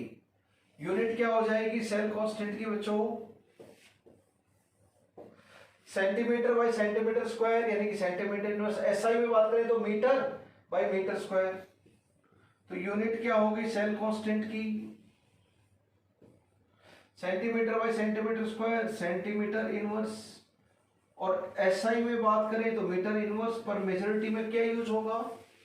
न्यूमेरिकल में सेंटीमीटर इनवर्स यूज होगा। बहुत बताओ, यही कंडक्टिविटी सेल है तो इलेक्ट्रोड भी यही होंगे, उनके बीच का डिस्टेंस भी यही होगा। कोई और सॉल्यूशन लेके आएंगे। मान लीजिए ये 1 सेंटीमीटर है, इसका एरिया 1 सेंटीमीटर स्क्वायर है, इसकी लेंथ भी 1, ब्रेथ भी 1, और ये डिस्टेंस बिटवीन इलेक्ट्रोड भी 1। तो यहां से यहाँ जो सॉल्यूशन आ जाएगा बताओ, वो सॉल्यूशन कितना होगा? 1 सेंटीमीटर क्यूब और 1 ml। ठीक है, यहां से यहाँ ले लो पूरा ना, 1 सेंटीमीटर क्यूब और 1 ml जो सॉल्यूशन होगा। मान लीजिए 1 सेंटीमीटर 1 सेंटीमीटर 1, ये भी 1 सेंटीमीटर, ये भी 1 सेंटीमीटर, और डिस्टेंस बिटवीन इलेक्ट्रोड भी 1 सेंटीमीटर है। तो 1 centimetre cube volume of electrolytic solution आ जाएगा कंडक्टिविटी सेल में। ठीक है, अब मेरे को बताओ, मैं NaCl का सॉल्यूशन डालूं तो भी L वही रहेगा, क्योंकि वो तो इसके कंस्ट्रक्शन के ऊपर है, कंडक्टिविटी सेल जैसा है वैसा है, इलेक्ट्रोड वही है, एरिया वही रहेगा। Na2SO4 सॉल्यूशन डालूं तो भी यही, K2SO4 तो भी यही, NaCl सॉल्यूशन डालूं तो भी यही होगा, aqua solution by default. What I mean to say, L और A चेंज नहीं होने वाले, कौन सा इलेक्ट्रोलाइट है, तो L/A सेल कांस्टेंट भी चेंज नहीं होने वाला। इंपॉर्टेंट पॉइंट, न्यूमेरिकल में यूज होगा cell constant of conductivity cell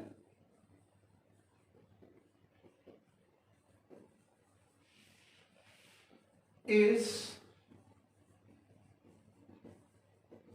specific to conductivity cell।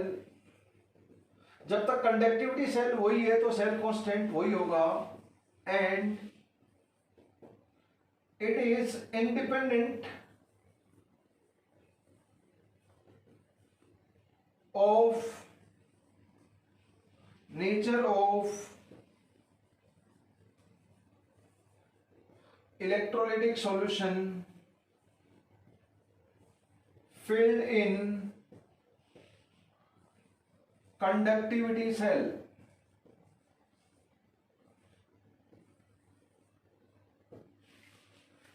Nature of electrolytic solution filled in conductivity cell, यहाँ पे NaCl, K2SO4 किसी का भी सॉल्यूशन डालो, NaNO3 किसी का भी सॉल्यूशन डालो, L और A वही रहेंगे तो L/A सेल कांस्टेंट ही रहेगा।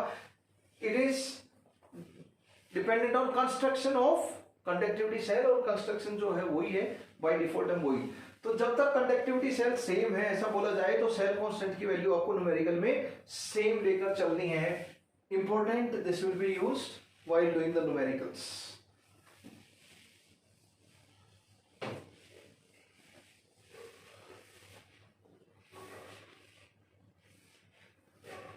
फिफ्थ टर्म हो गई। नेक्स्ट इज मोलर कंडक्टिविटी और मोलर कंडक्टेंस।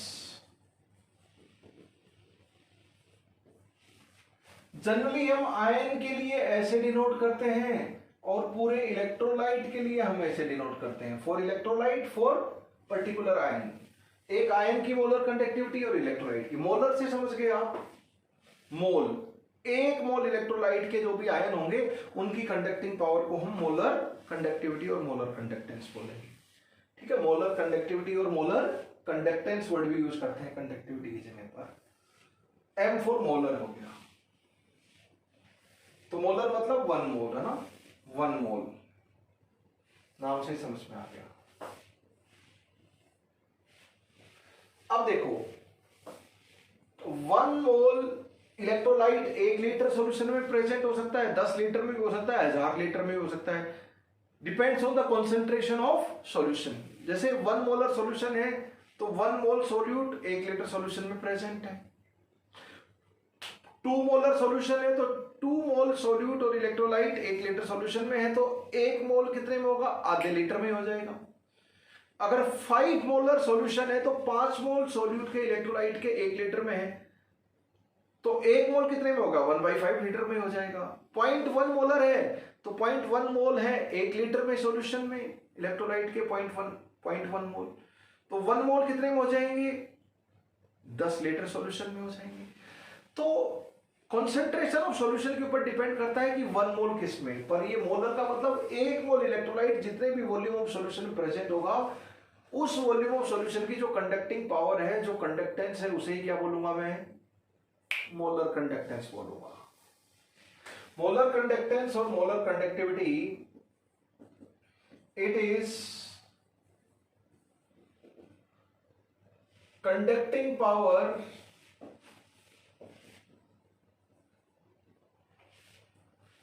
और conductance of all ions of 1 mole of electrolyte present in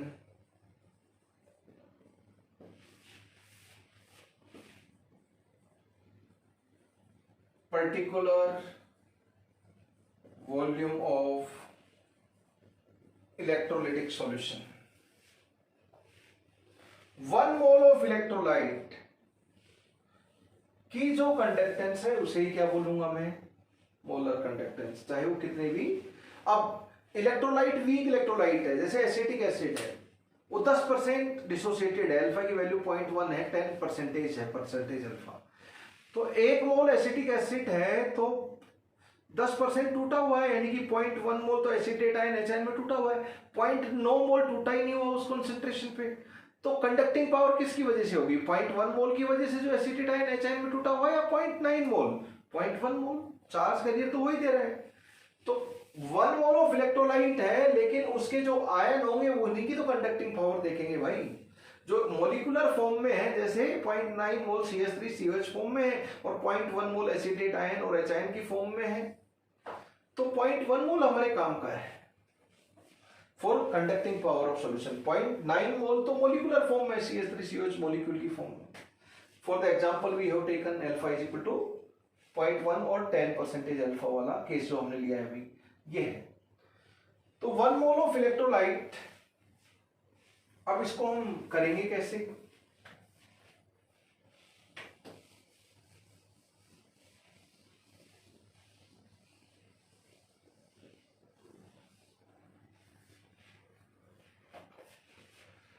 अब देखो मोलर कंडक्टेंस क्या होती है,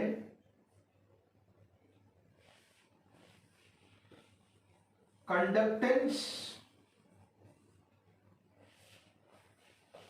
of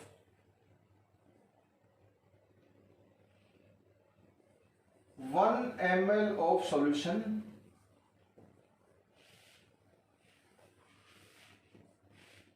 multiplied by volume of solution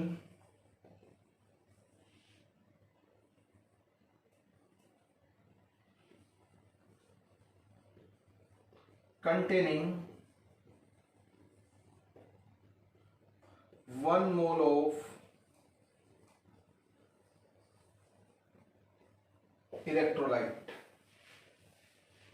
इसको हम V बोल देते हैं ना, इसको V बोल देते हैं। Volume of solution V ml में है ना। 1 ml ऑफ सॉल्यूशन की कंडक्टेंस मल्टीप्लाइड बाय वो वॉल्यूम जिसमें 1 मोल ऑफ इलेक्ट्रोलाइट है, वो VmL है। तो 1 ml की कंडक्टेंस मल्टीप्लाइड बाय 1 मोल जितने वॉल्यूम में है उस वॉल्यूम की कंडक्टेंस, तो 1 मोल की कंडक्टेंस आ गई। 1 मोल की कंडक्टेंस और कंडक्टिंग पावर को ही क्या बोलते हैं, मोलर कंडक्टेंस और मोलर कंडक्टिविटी। बताओ यूनिट वॉल्यूम की जो 1 यूनिट वॉल्यूम की जो कंडक्टेंस होती है उसे क्या बोलते हैं हम, कापा बोलते हैं। दिस इज कापा। तो लेमडा एम क्या होगी ब्रदर, मोलर कंडक्टेंस क्या होगी, यूनिट वॉल्यूम ऑफ सॉल्यूशन की कंडक्टेंस मल्टीप्लाइड बाय वो वॉल्यूम, V क्या है, वो वॉल्यूम जिसमें 1 मोल ऑफ इलेक्ट्रोलाइट है, वही है। अब देखो 1 मोल ऑफ इलेक्ट्रोलाइट है, अब मैं इसकी जगह पर VmL क्या है, वो वॉल्यूम है जिसमें 1 मोल ऑफ इलेक्ट्रोलाइट है। इस वॉल्यूम की जगह पर मैं 1000 divide by molarity of solution लिख सकता हूं। ये बहुत ही इंपॉर्टेंट फॉर्मूला है। आप बोलोगे सर V वो वॉल्यूम है जिसमें 1 मोल ऑफ इलेक्ट्रोलाइट है, तो इसको 1000 बाय मोलरिटी ऑफ सॉल्यूशन कैसे लिख सकते हो। ये 1000 फैक्टर तो मिलीलीटर और लीटर के चक्कर में आया है। कैसे आया ये relation, V is equal to 1000 by m। यहां पे देखो relation between V and m molarity, तो मोलरिटी क्या होती है, moles of solute divide by V in ml multiplied by 1000, यही होती है ना मोलरिटी। कितने मोल हैं आपके, बोल रखा है वो वॉल्यूम जिसमें 1 मोल ऑफ इलेक्ट्रोलाइट हो, वही V है। V क्या है, वो वॉल्यूम जो 1 मोल ऑफ इलेक्ट्रोलाइट को कंटेन कर रहा हो, वही V है। तो यहां पे पुट कर दोगे तो M is equal to 1000 by V, hence V is equal to 1000 by M। आ गया वो रिलेशन और मैंने लिख दिया। पर एक चीज गौर करना, ये किस में है, ml में है, सेंटीमीटर क्यूब में है, तभी तो ये 1000 आया है। ये लीटर में होता तो ये 1000 थोड़ी आता है, इधर 1 आता। मोल ऑफ सॉल्यूट बटे वॉल्यूम इन लीटर, खत्म। वॉल्यूम इन ml में होता है तो 1000 वाला फैक्टर आता है। ये 1000 वाला फैक्टर है, तो यानी कि सेंटीमीटर क्यूब में वॉल्यूम की सेंटीमीटर वाली बात कर रहे हैं। ये फॉर्मूला तभी यूज हो सकता है जब मोलरिटी की यूनिट तो फिक्स है, वही रहेगी, मोल पर लीटर और मोलर। इसकी यूनिट कौन सी वाली, ऐसा यूनिट कौन सी थी, ओम इनवर्स, मीटर इनवर्स, पर कॉमनली यूज कौन सी, सेंटीमीटर, सेंटीमीटर वाली, क्योंकि सेंटीमीटर क्यूब की वजह से ही 1000 आया है।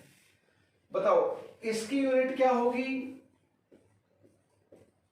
ओम इनवर्स और सीमेंस और मो, MHO।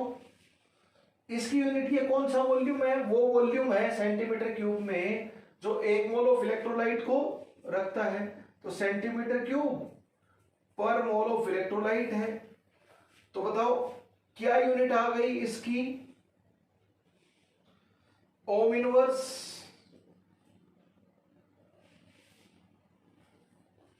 अच्छा ओम इनवर्स सेंटीमीटर इनवर्स है, सॉरी इसकी ना, तो सेंटीमीटर इनवर्स और सेंटीमीटर की पावर 3 तो क्या होगी, सेंटीमीटर स्क्वायर, और मोल इनवर्स यो का यो आ गया। क्या यूनिट आ गई इसकी, ओम inverse centimetre square mole inverse, इसकी यूनिट क्या आ गई, ओम inverse centimetre square mole inverse. ऐसा यूनिट में क्या हो जाएगी, मीटर स्क्वायर हो जाएगी, ऐसा यूनिट में मीटर स्क्वायर हो जाएगी। तो इसकी यूनिट क्या होनी चाहिए, ओम इनवर्स या फिर सीमेंस या MHO, सेंटीमीटर स्क्वायर, मोलर है तो मोल तो आएगा, मोल इनवर्स। जब ये यूनिट होगी तभी फॉर्मूला यूज करेंगे। ये अगर NaCl की है तो ये कापा भी NaCl का होना चाहिए, मोलरिटी भी NaCl का होना चाहिए, यानी कि तीनों इलेक्ट्रोलाइट का है। मान लो कोई आयन है कैल्शियम आयन, तो ये कापा कैल्शियम आयन का है तो ये मोलरिटी भी कैल्शियम आयन की ही होनी चाहिए, और मोलर कंडक्टेंस, मोलर कंडक्टिविटी भी कैल्शियम आयन की ही होनी चाहिए। तो ये सब चीजें क्या तो आयन या फिर कोई इलेक्ट्रोलाइट सबके लिए यूज कर सकते हो, पर सेंटीमीटर वाली यूनिट यूज करोगे अगर ये फॉर्मूला आप यूज करने वाले हो तो सेंटीमीटर वाली यूनिट यूज करनी पड़ेगी, राइट। नेक्स्ट, इक्विवेलेंट कंडक्टेंस और इक्विवेलेंट कंडक्टिविटी। इक्विवेलेंट कंडक्टेंस और इक्विवेलेंट कंडक्टिविटी, देखो आयन के लिए जनरली ऐसे और इलेक्ट्रोलाइट के लिए ऐसे। इट इज कंडक्टिंग पावर और conductance of all ions of 1 मोल की बजाय क्या बोलेंगे, 1 इक्विवेलेंट और ग्राम इक्विवेलेंट।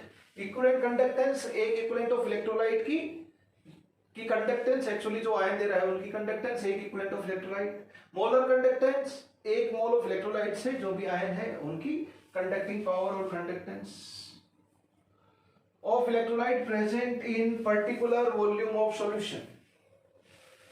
क्या हो जाएगा, इक्विवेलेंट कंडक्टेंस क्या हो जाएगा, एक यूनिट वॉल्यूम में 1 ml में प्रेजेंट जो है उसकी कंडक्टेंस मल्टीप्लाइड बाय वो वॉल्यूम जिसमें conductance of 1 ml of solution, वो तो कापा हो गई, मल्टीप्लाइड बाय वो volume of solution containing 1 gram equivalent और 1 इक्विवेलेंट, 1 ग्राम इक्विवेलेंट और 1 इक्विवेलेंट ऑफ इलेक्ट्रोलाइट, उसको VML। पहले V क्या था, वो volume of solution in ml जो कि 1 मोल ऑफ इलेक्ट्रोलाइट को कंटेन करता है। और यहां पे V का मतलब क्या है, वो वॉल्यूम ऑफ सॉल्यूशन जो 1 इक्विवेलेंट ऑफ इलेक्ट्रोलाइट को डिसॉल्व करके रखा है। तो क्या हो जाएगा V। अब बताओ relation between volume and normality. Normality क्या होती है, इक्विवेलेंट ऑफ सॉल्यूट यानी कि इलेक्ट्रोलाइट डिवाइड बाय V। हमें क्या लेना है, इक्विवेलेंट। कितने इक्विवेलेंट लेने हैं, 1 इक्विवेलेंट लेने हैं ना सॉल्यूट के। तो ये क्या हो जाएगा, नॉर्मलिटी इतना हो जाएगा। तो V कितना हो गया, 1000 बाई N हो गया। देखो तो इधर नॉर्मलिटी की डेफिनेशन से तो ये हो जाएगा आपका lambda equivalent is equal to kappa 1000 by N। इसकी यूनिट क्या हो जाएगी, नॉर्मलिटी की तो एक ही यूनिट होती है इक्विवेलेंट पर लीटर, और क्या होती है ओम इनवर्स सेंटीमीटर इनवर्स। सब सेंटीमीटर में चलेगा क्योंकि ये सेंटीमीटर क्यूब में वॉल्यूम लिया है ना, तभी तो 1000 आया है ये सेंटीमीटर क्यूब में, तो सब सेंटीमीटर वाला मामला चल रहा है। इसका क्या हो जाएगा, सेंटीमीटर क्यूब पर इक्विवेलेंट, ये ओम इनवर्स सेंटीमीटर इनवर्स, तो ओम सेंटीमीटर इनवर्स पर इक्विवेलेंट, ये आ जाएगा इसकी यूनिट सेंटीमीटर स्क्वायर पर इक्विवेलेंट। तो क्या हुआ, जहां मोल था वहां पे इक्विवेलेंट आ गया, मोल इनवर्स था इक्विवेलेंट इनवर्स आ गया, मोलरिटी की जगह नॉर्मलिटी आ गई। Things are quite simple. ये भी इस जब ये यूनिट यूज करोगे तभी ये फॉर्मूला वैलिड है। ये आयन के लिए है तो ये कापा भी उसी आयन के लिए है, नॉर्मलिटी भी उसी आयन की है। अगर ये Na2SO4 इलेक्ट्रोलाइट का है तो कापा भी Na2SO4 इलेक्ट्रोलाइट का है और नॉर्मलिटी भी Na2SO4 इलेक्ट्रोलाइट की है। तो ये आयन के लिए भी फॉर्मूला यूज किया जा सकता है और इलेक्ट्रोलाइट के लिए भी यूज किया जा सकता है। Both are quite similar. मैंने इस फॉर्मेट में मैं ऐसे भी फॉर्मूला बना सकता था, लेकिन इस फॉर्मूला को लेकर चलोगे तो V का मतलब टोटल वॉल्यूम ले लोगे गड़बड़ हो जाएगी। लेकिन इसमें गड़बड़ नहीं होगी क्योंकि आगे से मोलरिटी और नॉर्मलिटी दी हुई होती है, तो उसी फॉर्मेट में मैं लेके आ गया जिसमें गलती होने के चांसेस नहीं है। यहाँ सेंटीमीटर स्क्वायर की जगह मीटर स्क्वायर तो SI यूनिट मीटर स्क्वायर, यहाँ सेंटीमीटर इनवर्स की जगह मीटर इनवर्स तो SI यूनिट हो जाएगी कापा की, आप जानते हैं।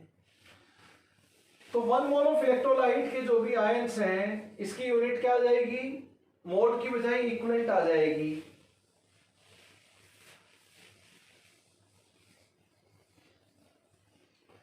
So these are different important terms for electrolytic conduction. Electrolytic conduction के लिए इंपॉर्टेंट टर्म्स हैं। अब अभी तक जो हमने किया है उसमें 4 न्यूमेरिकल्स करके हम लोग लिख लेते हैं। First,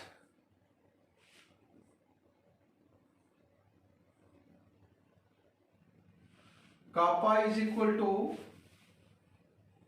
C multiplied by L by A।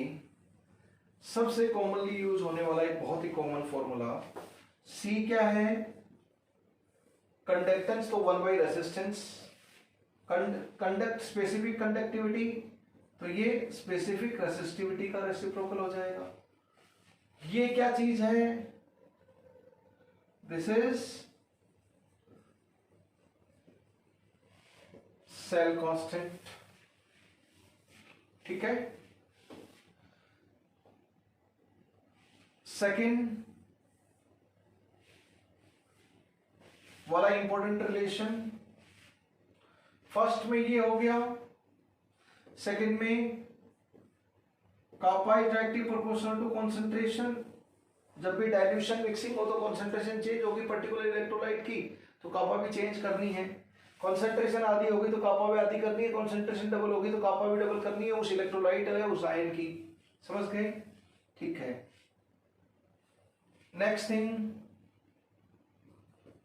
For a particular solution, उसमें सॉल्यूट भी वही है, इलेक्ट्रोलाइट भी वही है और सॉल्वेंट भी वही है, सब कुछ टेम्परेचर वगैरह भी वही है, एक फिक्स स्टेट के ऊपर है।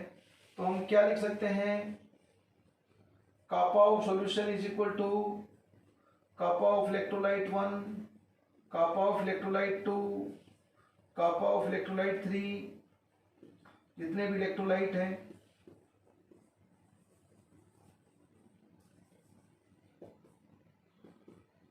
चलता रहेगा ही, plus kappa of conductivity cell में जो सॉल्यूशन बनाने के लिए वाटर लिया है, कंडक्टिविटी वाटर। आयंस दे रखा है तो कापा ऑफ सॉल्यूशन क्या हो जाएगा, complete solution, kappa of ion 1, kappa of ion 2, kappa of ion 3 plus kappa of conductivity cell में जो वाटर लेंगे वो। ठीक है, फॉर ए पर्टिकुलर सॉल्यूशन ये हो गया डन।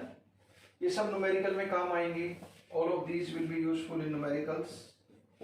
ये फर्स्ट और ये सेकंड रिलेशन। थर्ड वाला relation for numericals, lambda m is equal to kappa multiplied by 1000 divided by m। ये आयन के लिए तो कापा भी उसी आयन के लिए, लेमडा भी उसी आयन के लिए, एक इलेक्ट्रोलाइट के लिए तो कापा उसी इलेक्ट्रोलाइट के लिए, मोलरिटी भी उसी इलेक्ट्रोलाइट की होगी। यहाँ पे यूनिट फिक्स है। यूनिट क्या है, यहाँ पे यूनिट यही होनी चाहिए, ऐसा यूनिट में यूज नहीं कर सकते।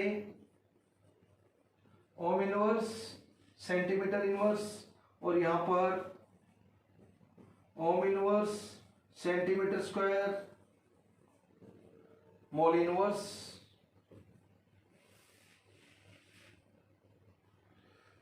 थर्ड ये वाला हो गया। फोर्थ वाला फॉर्मूला अगर मैं बोलूं न्यूमेरिकल के लिए तो लेमडा एम, मैं ऊपर लिख देता हूं। फोर्थ वाला formula for numericals, lambda M is equal to lambda E Q multiplied by N factor. Fourth वाला फॉर्मूला ये है, ये वैल्यू एंड ये value for same solution. N factor किसका होगा, बहुत ही सिंपल रहेगा। इधर कंडक्टिविटी सेल में कोई रिडक्शन ऑक्सीडेशन रेडॉक्स रिएक्शन थोड़ी करवा रहे हैं, यहां तो नॉन रेडॉक्स वाला एन फैक्टर यूज होगा। एसिड का एन फैक्टर, बेस का एन फैक्टर, थर्ड में सोल्ट का एन फैक्टर, और सोल्ट का है तो आयन का एन फैक्टर। ये सब आप जानते हो, वो वाले एन फैक्टर यूज होंगे। एसिड का एन फैक्टर कितने एच आयन दिए एक मॉलिक्यूल ने, बेस का एन फैक्टर कितने OH आयन दिए एक मॉलिक्यूल ने, सोल्ट का N factor total cationic charge और total anionic charge per formula unit of salt, और आयन का charge on the ion is N factor of the ion. वो सिंपल बिल्कुल ही इजी एन फैक्टर की डेफिनेशन जो नॉन रिडॉक्स रिएक्शन में use होती है वो यहाँ पर सारी की सारी इस्तेमाल होंगी। Very very easy for same solution. यानी कि क्या कहना चाहता हूं मैं, अगर मुझे इक्विवेलेंट कंडक्टेंस निकालनी है तो मैं यहाँ पे इक्विवेलेंट कंडक्टेंस और यहाँ पे नॉर्मलिटी वाला फॉर्मूला यूज नहीं करूंगा। एक बार मोलर कंडक्टेंस निकाल दी, वो यहाँ पे पुट कर दोगे, एन फैक्टर से डिवाइड कर दो, इक्विवेलेंट कंडक्टेंस आ जाएगी rather than using the complete formula. N factor बहुत सिंपल होगा। एसिड का कितना एच आयन दे रहा है, बेस का कितना OH आयन दे रहा है एक मॉलिक्यूल, सोल्ट का total cationic, total anionic, total word की इज्जत करना नहीं, गड़बड़ी हो जाएगी। Ion charge on the ion पर एक आयन के ऊपर कितना चार्ज ऑफ आयन है। अगर ये C कॉन्सेंट्रेशन वाला सॉल्यूशन का लेमडा एम है तो C कॉन्सेंट्रेशन वाले का ही लेमडा EQ होगा। जो सॉल्यूशन का लेमडा एम है उसी सॉल्यूशन का लेमडा EQ रहेगा। एक ही सॉल्यूशन की बात है इधर। अगर ये इनफाइनाइट डाइल्यूशन पे बात कर रहे हैं व्हेन कॉन्सेंट्रेशन टेंड्स टू 0, तो ये भी इनफाइनाइटली डाइल्यूटेड सॉल्यूशन का मोलर कंडक्टेंस है, तो इनफाइनाइटली डाइल्यूटेड सॉल्यूशन का ही इक्विवेलेंट कंडक्टेंस है। फिफ्थ वाला रिलेशन आप लोग जानते ही हो, lambda EQ is equal to kappa multiplied by 1000 divide by normality. Fifth वाला यूज करने की जरूरत नहीं है। अगर फोर्थ वाला आपको याद है तो फिफ्थ वाला यूज करने की जरूरत नहीं है। इसके लिए कंडीशन है ओम इनवर्स, सेंटीमीटर इनवर्स, और ये भी सेंटीमीटर में होना चाहिए, नहीं तो आंसर गलत आ जाएगा। Ohm inverse, centimetre square, equivalent inverse. तो ये सेंटीमीटर वाले ही रहेंगे यहाँ पर, यही हम पुट कर सकते हैं। अगर मीटर वाले पुट करेंगे तो आंसर गलत आ जाएगा। ये फॉर्मूला में सेंटीमीटर वाली ही यूनिट कापा की लेमडा एम लेमडा ई पुट करनी है, अदरवाइज गलत हो जाएगा। अब ये हम जानते हैं डेफिनेशन से, equivalent conductance, molar conductance definition ये जानते हैं, ये हम जानते हैं स्पेसिफिक कंडक्टेंस की डेफिनेशन से, और ये रिलेशन तो R is equal to rho L by A से आया है। यहां से आपको रेसिस्टेंस दे देंगे तो कंडक्टेंस सेल कांस्टेंट दे देंगे, या L बाई ए दे देंगे तो सेल कांस्टेंट कापा आ गया। कापा को यहां पर पुट करोगे तो मोलर कंडक्टेंस आ जाएगा, मोलर कंडक्टेंस आ गया तो इक्विवेलेंट कंडक्टेंस आ जाएगा। ठीक है, फाइन, ओके। अब मैं अगर बात करूं कि भाई साहब ये कैसे आया, relation between lambda M and lambda E Q, molar conductivity और इक्विवेलेंट कंडक्टिविटी में ये रिलेशन एन फैक्टर वाला कहां से आया? बहुत ही इजी है। लेमडा एम क्या होता है? Kappa of solution 1000 divide by molarity of solution. Lambda E Q क्या होता है? Kappa of solution 1000 divide by normality of solution. Everybody knows it. अब नॉर्मलिटी को क्या लिख सकता हूं मैं?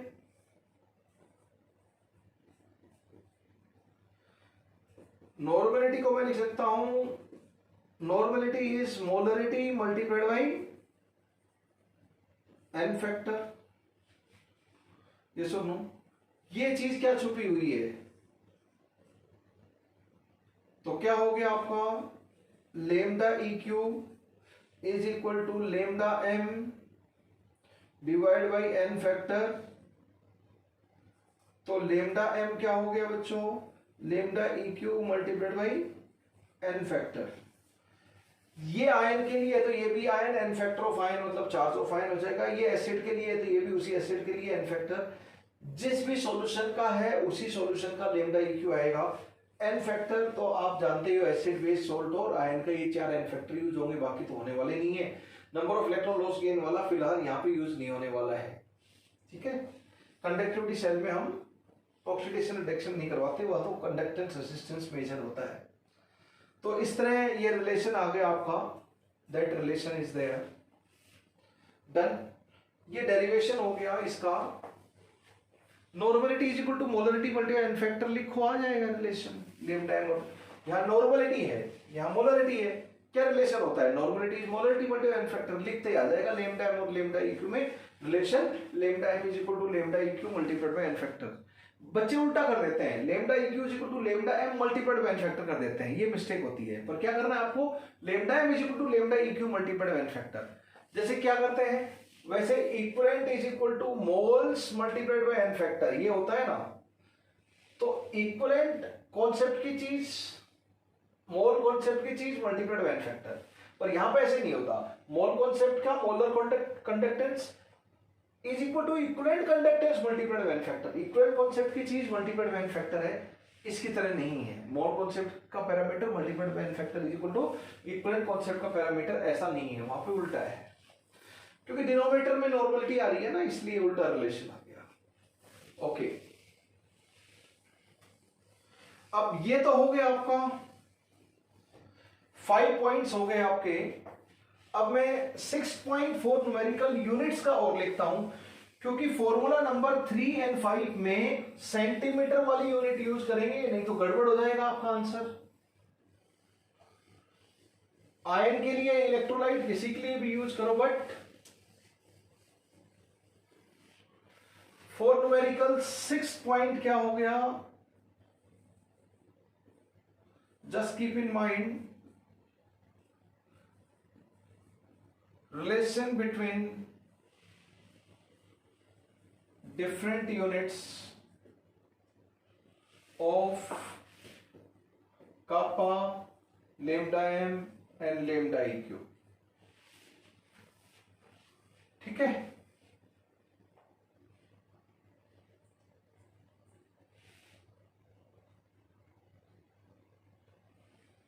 देखो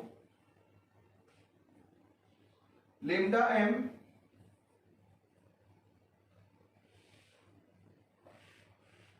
की यूनिट की हम बात करते हैं। एसआई में क्या यूनिट है? Ohm inverse metre square mole inverse. और कॉमनली यूज यूनिट क्या है? Ohm inverse, centimetre square, mole inverse, ये ज्यादातर यूज होगी आपकी। लेमडा इक्यू की यूनिट्स देखी जाए, ओम इनवर्स की जगह क्या और क्या लिखा हुआ हो सकता है? एमएचओ भी लिखा हो सकता है और सीमेंस भी लिखा हुआ हो सकता है। यहाँ पे S metre square mole inverse भी लिखा हो सकता है, वो आप जानते हैं। तो ये क्या हो जाएगा? Ohm inverse metre square equivalent inverse, ये हो गया ohm inverse centimetre square equivalent inverse. Kappa की यूनिट की बात करें तो ऐसा यूनिट क्या होती है? Ohm inverse metre inverse.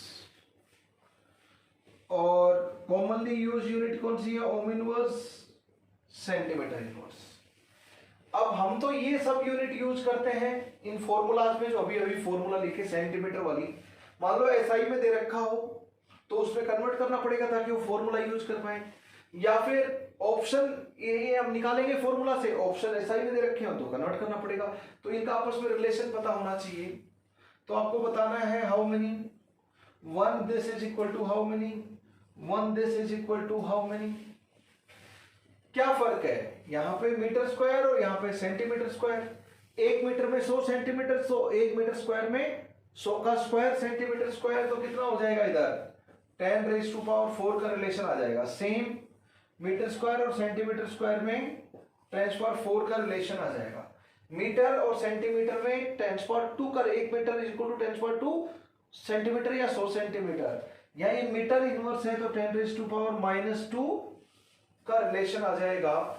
ये डिफरेंट यूनिट्स हो गई, यूनिट्स का relation for lambda M, lambda Q and kappa. ये कापा की यूनिट्स, ये लेमडा एम, ये लेमडा क्यू की यूनिट्स का आपस में रिलेशन है जो आपको न्यूमेरिकल में काम आता रहेगा। तो दोस्तों बेसिक टर्म्स डेफिनेशन, अब इसके ऊपर न्यूमेरिकल हमारे बाकी हैं।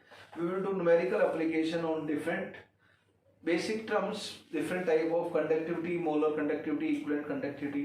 We will see effect of dilution of on all of these.